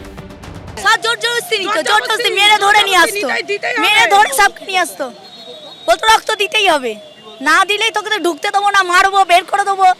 তাদের চামচারা, উনি চামচা অনেক রেখে দিয়েছিলেন। স্থানীয়দের একাংশের দাবি, সম্প্রতি এলাকায় গিয়েছিলেন বিজেপি বিধায়ক সজল ঘোষ। বিজেপি বিধায়ককে এই সংক্রান্ত অভিযোগ জানাতে যান বনহুগলির কয়েকজন বাসিন্দা। অভিযোগ, সেই কথা জানতে পেরে শুক্রবার রাতে দলবল নিয়ে আসেন শঙ্কর রাউত। এলাকার মহিলা সহ একাধিক বাসিন্দাদের মারধর করা হয়। হামলার জেরে অন্তত 2 জন জখম হন। আজকে আমি বলেছিলাম যে বড়নগরে সজল ঘোষ আসবে, সজল ঘোষকে আমি বলবো যে অত্যাচারের কথা, তার জন্য কালকে 10টার সময় মারধর করা হয়েছে। আমাদের মারধর করে ওর গুন্ডারা, ওদের গুন্ডারা মারধর করে, ঠিক আছে, অনবরত অত্যাচার করে। তখন আমি একদিনকে ক্লাবে যাই, শঙ্কর রাউত বলছে সময় নেই, ওর গুন্ডাতে মারছে আমাদের, আর ওর কাছে নালিশ করতে যাচ্ছে, বলছে সময় নেই। পাল্টা 5 সাগরেদকে নিয়ে শারীরিক পরীক্ষা করানোর নামে গাড়িতে করে বরানগর স্টেট জেনারেল হাসপাতালে আসেন শঙ্কর রাউত। সেখানে শুরু হয় আরেক প্রশ্ন গন্ডগোল। পুলিশের স্টিকার লাগানো গাড়িতে করে কেন হাসপাতালে আইএনটিটিইউসির নেতা? এই প্রশ্ন তুলে গাড়ি ঘিরে বিক্ষোভ দেখায় স্থানীয়দের একাংশ।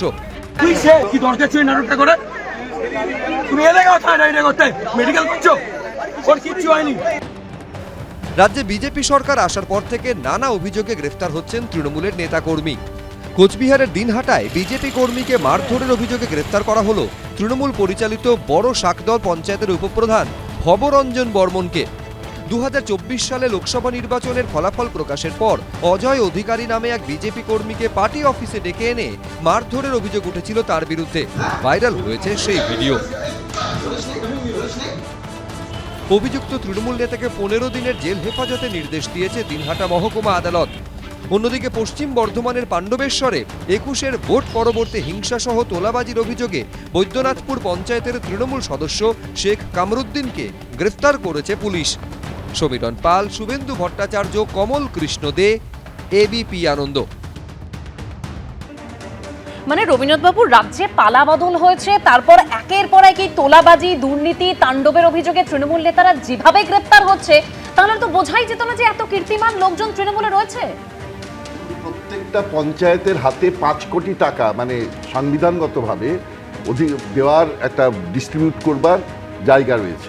এই 5 কোটি টাকা তারা 5 বছরে 5 কোটি টাকা তারা পুরোটা মারত এবং মেরে 3354 গ্রাম পঞ্চায়েত আছে, 129টা পুরসভা আছে। এতে এদের যদি প্রত্যেকটার যে অফিস বিয়ারা তাদের যদি ধরতে হয় তাহলে তো জেলখানাও কম পড়ে যাবে। আর প্রত্যেকটাতে চুরি হয়েছে, সমস্ত জায়গায় বিরোধী দল ভেঙেছেন। ঝালদাতে একটা ছিল, সেটাকেও মেরে শেষ করে দিয়েছেন।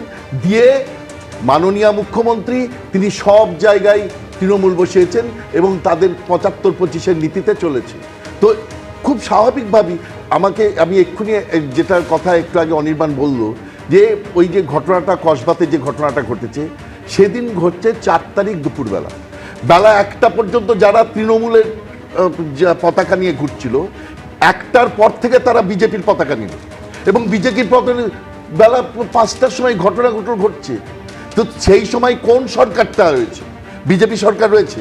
বিজেপির যে লোকগুলো এখন ব্যাপারটা হচ্ছে 20 দিন হয়ে গেল এখনো তৃণমূলের খুনোখুনি তারা তাই হলো না, ধরে নিলাম গ্রেফতার করতে বাধা করতে একে অপরকে তারা কত তারিখ হিসাব মেটাচ্ছিল, আজকে 23 মে, এটা ঠিক আছে, নিশ্চয়ই তদন্ত করবে। 19 দিন হয়ে গেল কোনো গ্রেফতারি নেই। সেই সময় কিন্তু কোনো সরকার ছিল না, ছিল তার না। জন্য বিজেপি 2021-এর 2রা মের পর সরকার গঠনের আগেও যা ঘটেছিল তখন মমতা ব্যানার্জি বলেছিলেন আমাদের সরকার তখন ছিল না, তখন আপনি সমালোচনা করেছিলেন, আর আজকে বলছেন তখন সরকার ছিল না, মেনে নিলাম। বিজেপিকে সমালোচনা শেষ করে সরকার আসে গ্রেফতার করুন।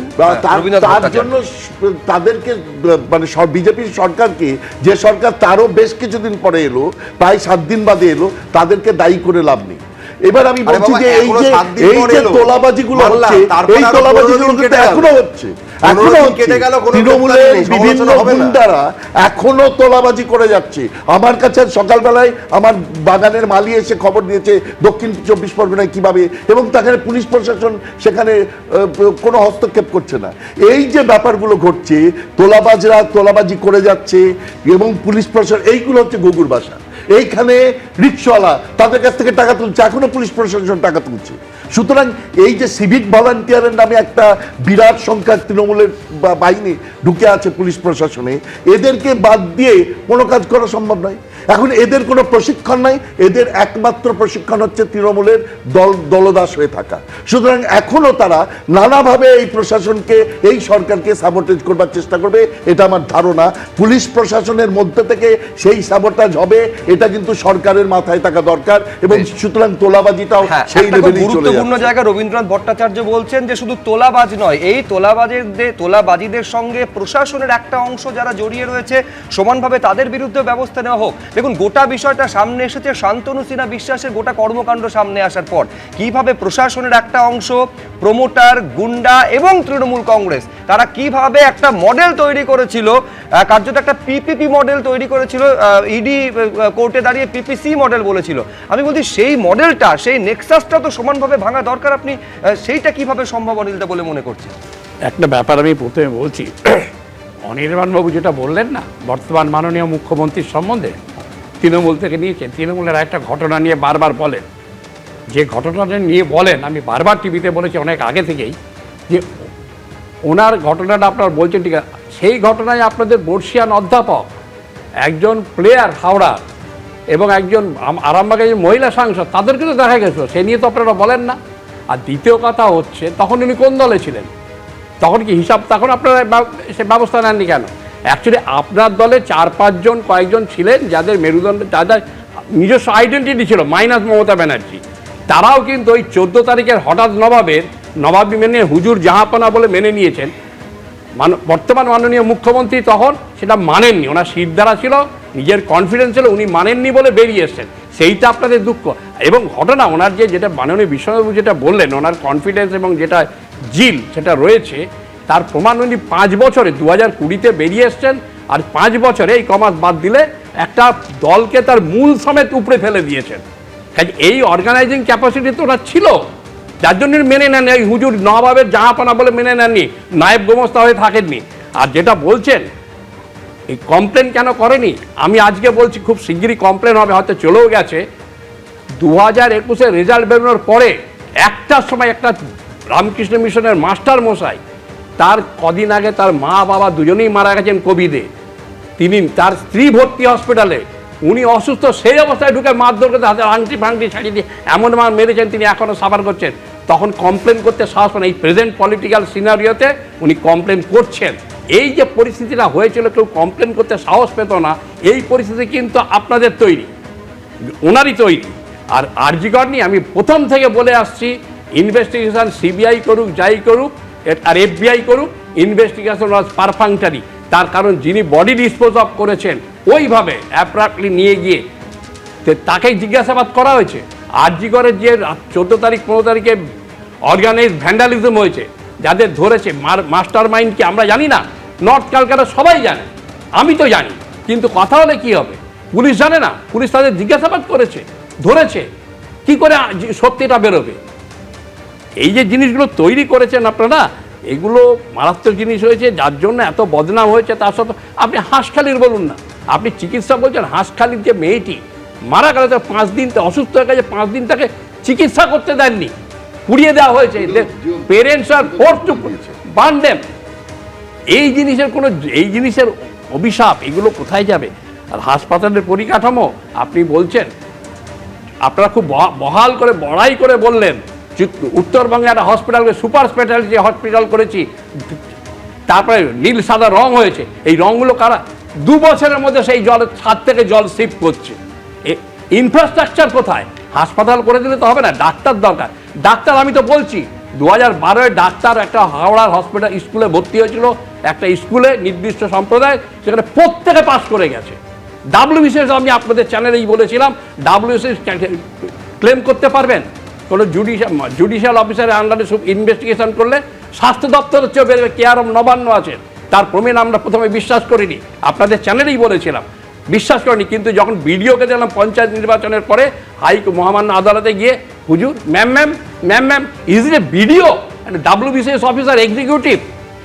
মহামান্য বিচারপতিকে কি বলতে অ্যাড্রেস করতে সেটা জানেন না, ম্যাম করছেন, শিখেছেন।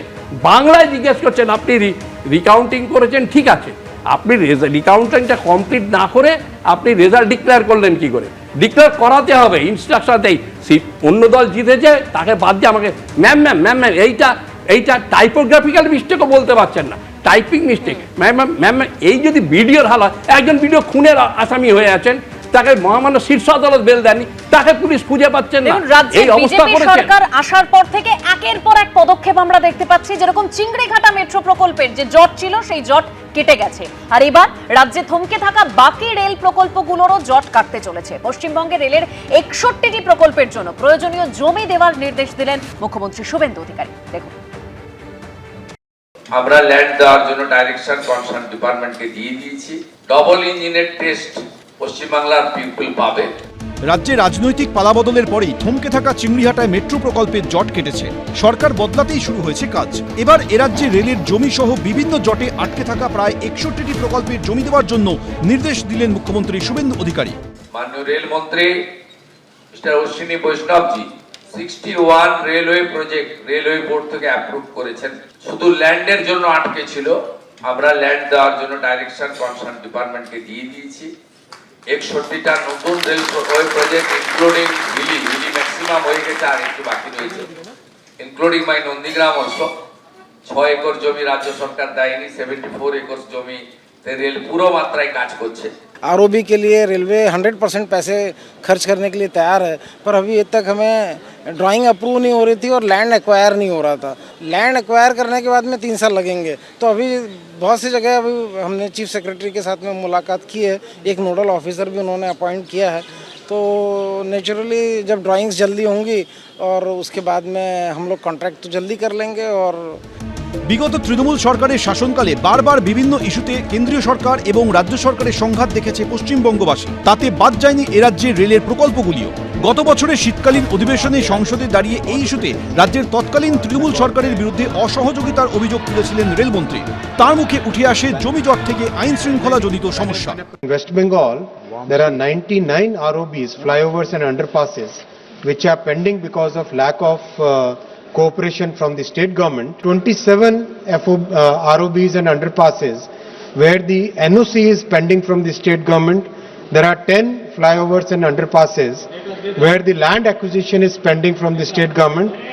There are 7 flyovers and underpasses, Honorable Speaker sir, where the law and order is the cause of delays. কর্তৃপক্ষের সঙ্গে তৎকালীন তৃণমূল সরকারের সংঘাতে আটকে ছিল চিংড়িঘাটায় দমদম জোকা মেট্রো প্রকল্পের মাত্র কয়েকশো মিটারের কাজ।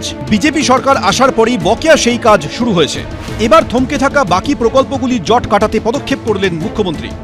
আপনাদের জোকা থেকে দমদম মেট্রো মাত্র 666 মিটার, চিংড়িঘাটাতে যে আমাদের যে জটিলতা ছিল সেটাও আমরা ক্লিয়ার করে দিয়েছি। আমাদের এই রাজ্যে যে গুড অপরচুনিটি রয়েছে এই অপরচুনিটিকে প্রপারলি ইউজ করে ডবল ইঞ্জিনের হাই স্পিডে আমরা ছুটবো একসঙ্গে। এখানে central government organisation, state government organisation একসঙ্গে কাজ করবে। এখন যে কথাগুলো বলা হচ্ছে এটা রাজ্য সরকার করেনি, ওটা রাজ্য সরকার করেনি, তার কোথাও যদি কোনো টেকনিক্যাল কারণও থাকে রাজ্য সরকার চেষ্টা করেছিল। রাজনৈতিক পালাবদলের পরপরই কেটেছে চিংড়িঘাটার কাছে মেট্রো প্রকল্পের জট। এখনও রাজ্য জুড়ে আটকে অনেকগুলো রেল প্রকল্প। ডবল ইঞ্জিন সরকারের হাত ধরে কি এক এক করে প্রত্যেকটা প্রকল্পের জট ছাড়বে? অপেক্ষায় রাজ্যবাসী।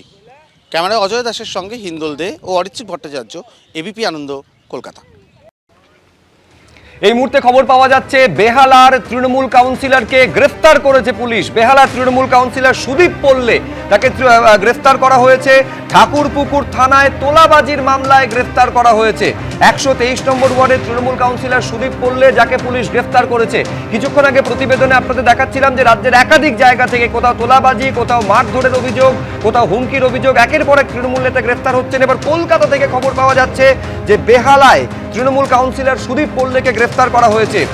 ঠাকুরপুকুর থানায় তোলাবাজির মামলায় তার বিরুদ্ধে তোলাবাজির অভিযোগ ছিল, তাকে গ্রেফতার করা হয়েছে। 123 নম্বর ওয়ার্ডের তৃণমূল কাউন্সিলর সুদীপ পল্লে। রাজ্যের বিভিন্ন জায়গায় ছবি তো আপনাদের দেখাচ্ছিলাম। কলকাতায় এবার গ্রেফতারি হলো তৃণমূল কাউন্সিলরের। পার্থপ্রতিম ঘোষ আমাদের প্রতিনিধি, আরো বিস্তারিত এই নিয়ে বলতে পারবেন, কি অভিযোগ, কেন গ্রেফতারি পার্থ?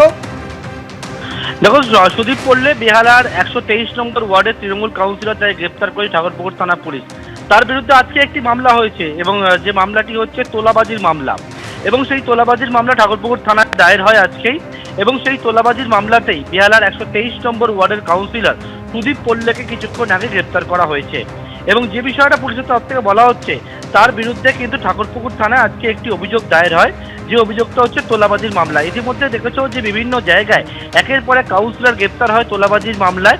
এবারে কলকাতাতেও কিন্তু কাউন্সিলর গ্রেপ্তার হলো এবং 123 নম্বর ওয়ার্ডের কাউন্সিলর সুদীপ পল্লে তাই গ্রেপ্তার করা হয়েছে। তার বিরুদ্ধে বিএনএস অর্থাৎ বিএনএস 308 সাবসেকশন 5 অর্থাৎ তোলাবাজির যে মামলা, সেই তোলাবাজির মামলায় তাই গ্রেপ্তার করা হয়েছে। আজকেই তার বিরুদ্ধে মামলাটি হয় এবং সেই মামলার পরিপ্রেক্ষিতে পুলিশ জানাচ্ছে সেই মামলা খতিয়ে দেখে তাই কিন্তু ঠাকুরপুকুর থানার পুলিশ আজকে গ্রেপ্তার করেছে। বেহালা থেকেই তাই গ্রেপ্তার করা হয়েছে এবং কালকে তাকে আদালতে পেশ করতে চলেছেন তদন্তকারী আধিকারিকরা। পার্থ, তুমি আমাদের সঙ্গে থাকো, যে গুরুত্বপূর্ণ খবরে আমরা রয়েছি। কলকাতায় এবারে গ্রেফতার হলেন তৃণমূল কাউন্সিলর সুদীপ পল্লে। 123 নম্বর ওয়ার্ডের তৃণমূল কাউন্সিলর 123 নম্বর ওয়ার্ডের তৃণমূল কাউন্সিলর সুদীপ পল্লে তাকে গ্রেফতার করা হয়েছে। ঠাকুরপুকুর থানায় তোলাবাজির মামলা, সেই মামলায় তাকে গ্রেফতার করেছে পুলিশ। কলকাতায় প্রথম গ্রেফতারি হলো তৃণমূল কাউন্সিলরের। এর আগে একাধিক জায়গার ছবি আপনাদের সামনে আমরা তুলে ধরছিলাম, বিধাননগর থেকে শুরু করে রাজ্যের একাধিক জায়গায় কোথাও তৃণমূল কাউন্সিলর, কোথাও পঞ্চায়েতের নেতা, তাদের গ্রেফতারি হচ্ছিল। আর এবার কলকাতায় তৃণমূল কাউন্সিলর, তাকে গ্রেফতার করেছে পুলিশ। আমি আরেকবার কথা বলবো, পার্থপ্রতিম ঘোষ আমাদের প্রতিনিধি রয়েছেন। পার্থ, দর্শকদের আরেকবার জানাও এই মুহূর্তের গুরুত্বপূর্ণ খবর। সুদীপ পল্লে তৃণমূল কাউন্সিলর 123 নম্বর ওয়ার্ডের গ্রেফতার করেছে পুলিশ। ঠাকুরপুকুর থানায় আজকেই তার বিরুদ্ধে একটি তোলাবাজির অভিযোগে কিন্তু মামলা হয় এবং যে অভিযোগটা ছিল তার বিরুদ্ধেই কাউন্সিলরের বিরুদ্ধে তোলা চাওয়ার অভিযোগ, এবং সেই অভিযোগ ঠাকুরপুকুর থানায় যখন হয় তার পরিপ্রেক্ষিতে কিন্তু পুলিশ জানাচ্ছে এই অভিযোগে অত্যন্ত গুরুতর একটা অভিযোগ তার বিরুদ্ধে এসছে তোলাবাজির। এবং সেই মতোই এই তৃণমূল কাউন্সিলর 123 নম্বর ওয়ার্ডের বেহালার তৃণমূল কাউন্সিলর তাই কিন্তু গ্রেপ্তার করা হয়েছে। অর্থাৎ তুমি দেখেছো বিভিন্ন জায়গায়, সেটা সল্টলেক থেকে শুরু করে একেবারে বরানগর, সেই জায়গায় এবং রাজ্যের বিভিন্ন প্রান্তে একের পর এক তৃণমূল নেতা থেকে শুরু করে কাউন্সিলরের বিরুদ্ধে তোলাবাজি সহ একাধিক অভিযোগগুলো সামনে আসছিল, গ্রেপ্তার হচ্ছিল। কিন্তু এবারে একবারে কলকাতা শহরে কাউন্সিলরের বিরুদ্ধে তোলাবাজির অভিযোগ। বেহালার 123 নম্বর ওয়ার্ডের তৃণমূল কাউন্সিলর, তার বিরুদ্ধে ঠাকুরপুকুর থানায় আজকেই একটি মামলা হয়, তা অভিযোগ হয়, যেটা তোলাবাজির অভিযোগ। এবং সেই তোলাবাজির অভিযোগে পুলিশ জানাচ্ছে এই যে অভিযোগ পায়, সেই অভিযোগের পরিপ্রেক্ষিতে তারা খতিয়ে দেখে অভিযোগটি, এবং খতিয়ে দেখার পর বেহালার 123 নম্বর ওয়ার্ডের তৃণমূল কাউন্সিলর সুদীপ পল্লে তাকে কিন্তু গ্রেপ্তার করা হয়েছে কিছুক্ষণ আগে। বেহালা এলাকা থেকে তাকে গ্রেপ্তার করা হয়েছে। অর্থাৎ যে বিষয় বলছি যে সল্টলেকের বিধাননগর থেকে শুরু করে রাজ্যের বিভিন্ন প্রান্ত, বরানগর, সেই জায়গায় একের পর এক কাউন্সিলরের বিরুদ্ধে অভিযোগ উঠছিল এবং তাদের গ্রেপ্তার হচ্ছিল। এবারে একেবারে কলকাতা শহরের তৃণমূল কাউন্সিলর, তার বিরুদ্ধে অভিযোগ হয়েছে তোলাবাজির অভিযোগ, এবং সেই তোলাবাজির অভিযোগে কাউন্সিলর সুদীপ পল্লেকে তাকে কিন্তু কিছুক্ষণ আগে গ্রেপ্তার করা হয়েছে এবং লালবাগের তরফ থেকে গোটা বিষয়টাকে জানানো হচ্ছে। কাউন্সিলরের বিরুদ্ধে যে অভিযোগ হয় সেই অভিযোগের পরিপ্রেক্ষিতে তারা গোটা বিষয় খতিয়ে দেখে, খতিয়ে দেখার পর অভিযোগের সত্যতা তারা পায় এবং তারপরেই কিন্তু কাউন্সিলরকে গ্রেপ্তার করা হয়েছে। একেবারে পার্থ, তুমি আমাদের সঙ্গে থাকো। অর্থাৎ যে খবরের দিকে আমরা নজর রেখেছি, সুদীপ পল্লে বেহালার তৃণমূল কাউন্সিলর 123 নম্বর ওয়ার্ডের, তাকে ইতিমধ্যেই গ্রেপ্তার করা হয়েছে। কারণ ঠাকুরপুকুর থানায় তোলাবাজির অভিযোগে তার বিরুদ্ধে একটি মামলা হয় এবং সেই কারণেই গ্রেপ্তার করা হয়েছে সুদীপ পল্লেকে। এর আগে যেরকম আপনাদের দেখাচ্ছিলাম যে একের পর এক তৃণমূল নেতা থেকে কাউন্সিলরকে এই তোলাবাজি, গুন্ডামি, প্রতারণা, দুর্নীতির অভিযোগে গ্রেপ্তার করা হচ্ছে। হ্যাঁ সমীরদা, দেখো, এইগুলো তো আমরা দীর্ঘদিন ধরে তো বলে এসছি টেলিভিশনে, আমি এবিপিতেই দীর্ঘদিন ধরে বলে আসছি। আমি বারবার বলতাম যে প্রত্যেককে, আমি যখন টেলিভিশনে বলতাম, আমি বলতাম যে আপনারা যারা টেলিভিশনটা দেখছেন খালি খেয়াল রাখুন যে আপনার পাড়াতে যারা আগে তৃণমূল করতো না তাদের কি অবস্থা ছিল 10-12 বছর 15 বছর আগে, এখন কি অবস্থা। এবং শুধু কাউন্সিলর নয়, দেখুন আমি বলছি কাউন্সিলরের সঙ্গী সাথী, তাদের গুন্ডা বাহিনী, এমএলএ, এমপি, কেউ বাদ নেই। এমন একটা দল, যেমন আমরা বামফ্রন্ট আমলে যদি ধরি, তাহলে বামফ্রন্ট আমলের কিছু মানুষের এগেনস্টে আমাদের বক্তব্য থাকলেও সব মন্ত্রীর এগেনস্টে আমাদের ছিল না। এবং বামফ্রন্ট চলে যাওয়ার পরে কিন্তু আমরা এই দৃশ্য দেখিনি। এটা ঘটনা, বামফ্রন্টের এগেনস্টে সবচেয়ে বেশি লড়াইয়ের মধ্যে করার অনেকের মধ্যে আমিও একজন ছিলাম, কিন্তু সেই আমলে আমরা এটা দেখিনি। এই এমন একটা অদ্ভুত দল, যেই দলটার A to Z, এবং সবশেষে দেখবে এ যেন সেই মানে নদীটা হিমালয় থেকে আসছে না অন্য পাহাড় থেকে আসছে, এসে গিয়ে সেই সমুদ্রে গিয়ে জলটা মিশছে। অর্থাৎ যতগুলো লোকের কমপ্লেন পাওয়া যাচ্ছে সেইখানে অনুসন্ধান করতে গেলে দেখা যাচ্ছে প্রত্যেকেই একটা জায়গায় টাকা পাঠাচ্ছে। এই একটা জায়গা, সেই মহাসমুদ্রটাকে, এইটাকে এখনো আইডেন্টিফাই করা যায়নি। এবং এইটা যেদিন আইডেন্টিফাই করা যাবে, আমি বলছি একটা পরিবর্তন 2011 সালে হয়েছিল, কিন্তু সেই পরিবর্তনের পরেও তো এই ছবি দেখা যায়নি, যেটা 2026-এর পরিবর্তনের পর দেখা যাচ্ছে। বিশ্বনাথ চক্রবর্তী, না, তৃণমূল কংগ্রেসের পরাজয়টা কেবলমাত্র নির্বাচনী পরাজয় নয়। যে তোলাবাজি, দুর্নীতি, প্রাতিষ্ঠানিক দুর্নীতি করেছিল, সেই দুর্নীতির ফলে মানুষের মধ্যে যে কমপ্লিট একটা রিজেকশন, এটা তো কমপ্লিট রিজেকশন। মানুষ ঘৃণার চোখে তৃণমূল কংগ্রেসের নেতা নেত্রীদের দেখছে। মানুষ ঘৃণার চোখে কেন দেখবে? দক্ষিণ ভারতবর্ষেও দুটো রাজ্যের হাত বদল হয়েছে, স্ট্যালিনের দল পরাজিত হয়েছে, মানুষ ঘৃণার চোখে তো তাদেরকে ডিএমকে কে দেখছে না। মানুষ কেরালাতে সিপিএম যে পরাজিত হয়েছে, ঘৃণার চোখে দেখছে না। কেন তৃণমূল কংগ্রেস, মমতা বন্দ্যোপাধ্যায়, অভিষেক বন্দ্যোপাধ্যায় এবং তাদের নেতৃত্বকে কেন মানুষের এত রাগ তাদের বিরুদ্ধে? তার কারণ গরিব মানুষের যেমন শোষণ তারা করেছে, তেমনি একদম দুর্নীতিটাকে সিস্টেমেটিক পর্যায়ে নিয়ে গেছিল। আজকে সুদীপ পোলের কথা বলছো, পশ্চিমবাংলা মানে কলকাতা কর্পোরেশনের 144 জন ওয়ার্ডের মানে কাউন্সিলরের মধ্যে 4-5 জন বাদ দিয়ে তো সবাই তৃণমূল কংগ্রেসের। এবং এদের বিরুদ্ধে প্রত্যেকেরই প্রায় বিরুদ্ধে অভিযোগ আছে যে কোনো একটা নির্মাণ কাজ করতে গেলে টাকা দিতে হতো। ইস্টার্ন বাইপাসের ধারে যেগুলো জলাজমি বুঝিয়ে বাড়িগুলো তৈরি করা হয়েছিল, বেআইনি বাড়িগুলো করা হয়েছে, কোটি কোটি টাকা নিয়েছে।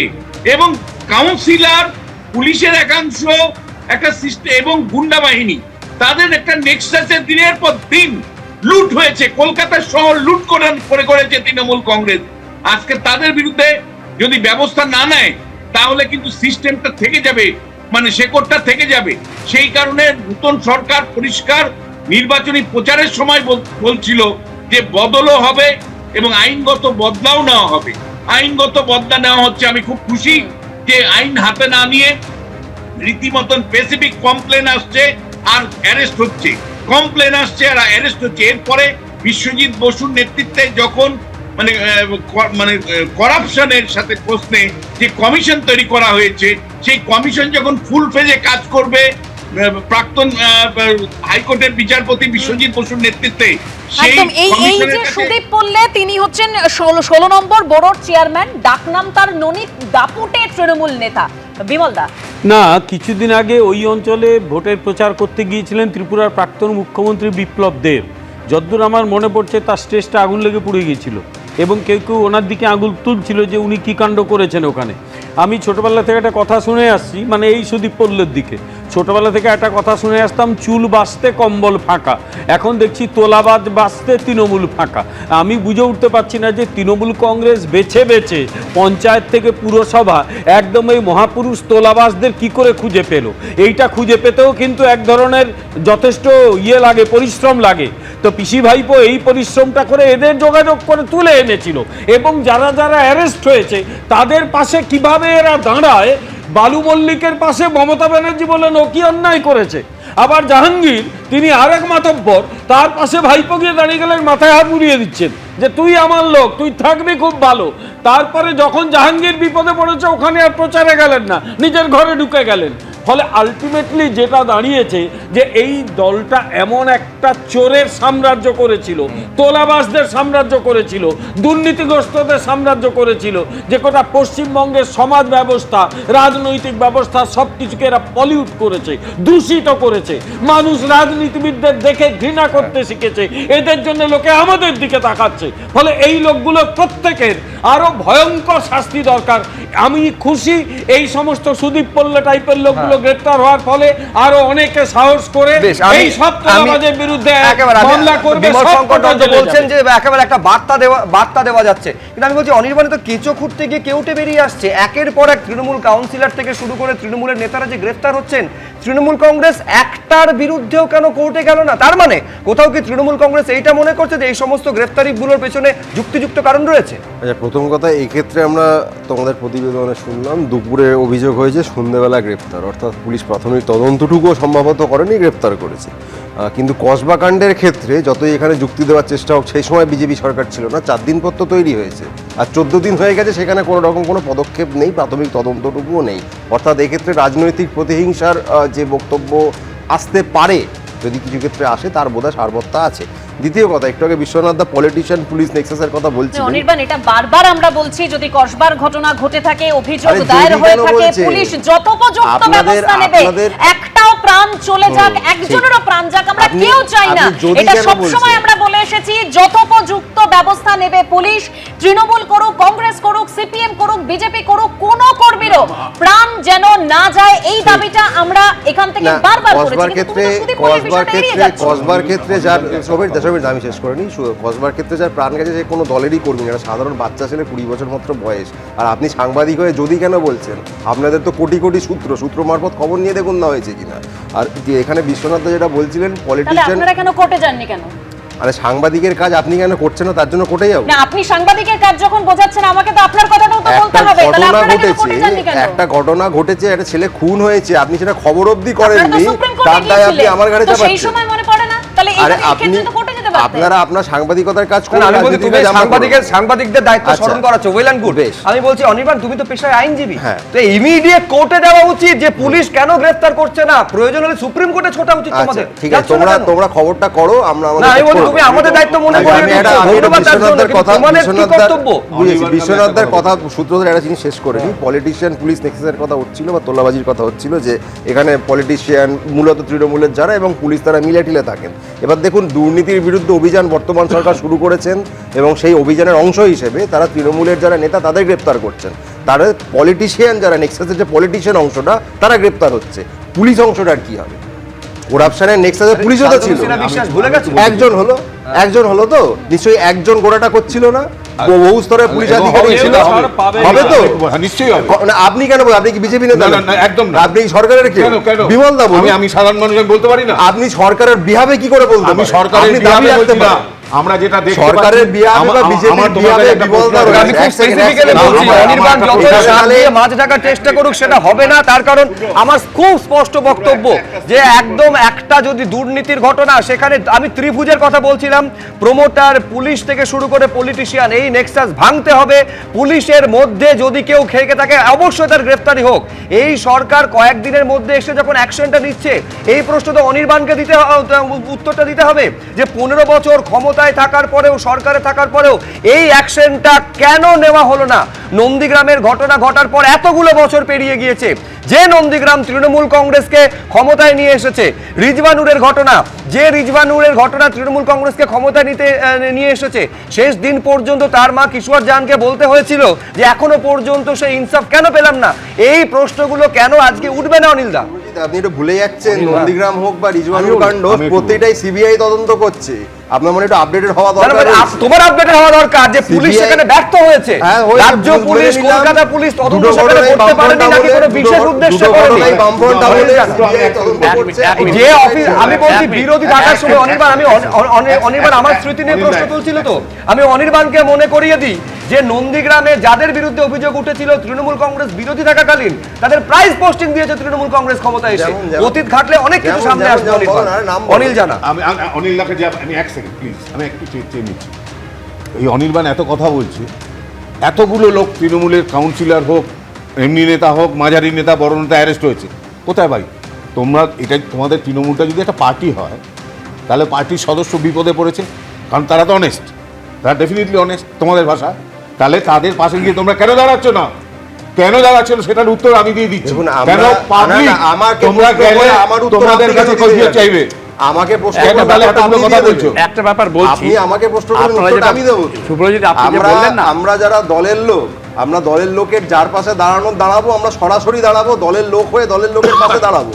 কিন্তু ধরুন অনেকে আছে যারা দলের লোক না হয়েও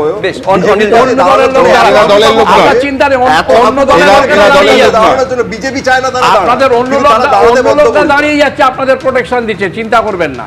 আর যেটা সুব্রজিৎ আপনারা যেটা বললেন না, এই যে নন্দীগ্রাম, এগুলো রেজানুর রহমানের জন্য তৎকালীন মাননীয় নগরপাল শ্রী প্রসূন মুখার্জি আইপিএস, ওনাকে সরে যেতে হয়েছিল, কিন্তু যাকে দায়িত্ব দিয়েছেন এবং নন্দীগ্রামের ঘটনায় যারা অভিযুক্ত তারা সবাই এক্সটেনশন দিয়েছেন, মন্ত্রী করেছেন, প্রমোশন দিয়েছেন, মন্ত্রিত্ব সামলেছেন, কিন্তু যখন কমিশনে হয়ে গেছে তখন গিয়ে অ্যালঝাইমার পেশেন্ট হয়ে গেছেন। আর দুর্নীতি বলছেন, এই যে ধরুন কাউন্সিলর বলুন, মন্ত্রী বলুন, আর সিভিক ভলেন্টিয়ার বলুন, আর দিলীপ মণ্ডল, বিষ্ণুপুরে, এরা কিছু না। আপনি জল ওপরে ঢাললে কোথায় যাবে? নিচে যাবে তো।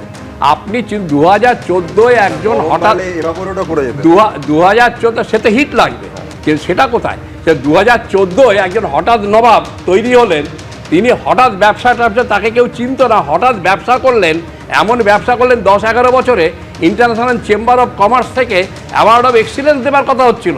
আর পরিবারের একজন আপনারা দেখিয়েছেন, আমি তো জানি না, একজন গৃহলক্ষ্মী ডিক্লারেশন দিয়েছেন, আমি সমাজসেবা করে কোটি কোটি টাকা এবং কেজি কেজি সোনা পেয়েছি, ব্যানার অফ অ্যাক্রিডিটেশন, সমাজসেবা করে। আমি আপনাদের চ্যানেলই বলেছিলাম এটা পেটেন্ট নিয়ে নিন না, তাহলে আমরা আমাদের মেয়েদের শিখিয়ে দিতে পারবো। আর এরা তো এরা ওপরটা দেখে শিখেছে, এবং ইন্টারন্যাশনাল চেম্বার অফ কমার্স থেকে অ্যাওয়ার্ড অফ এক্সিলেন্স দিত।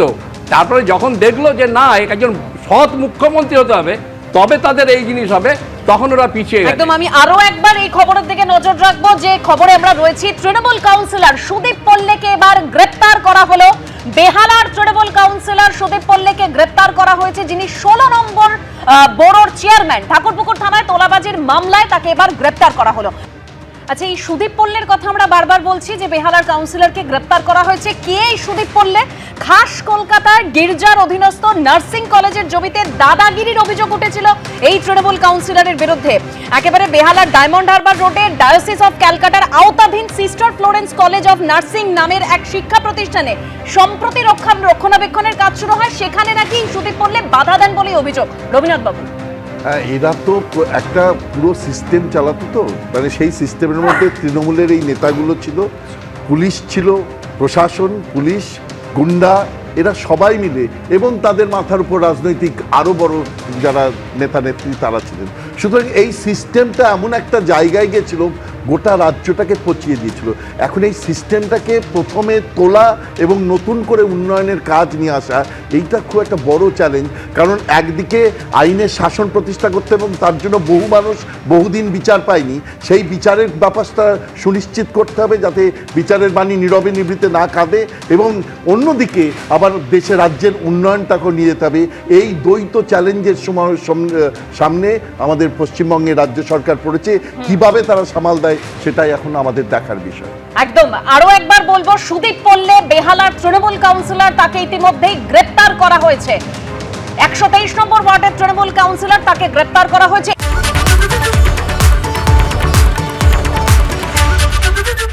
এবিপি আনন্দ, এগিয়ে থাকে, এগিয়ে রাখে।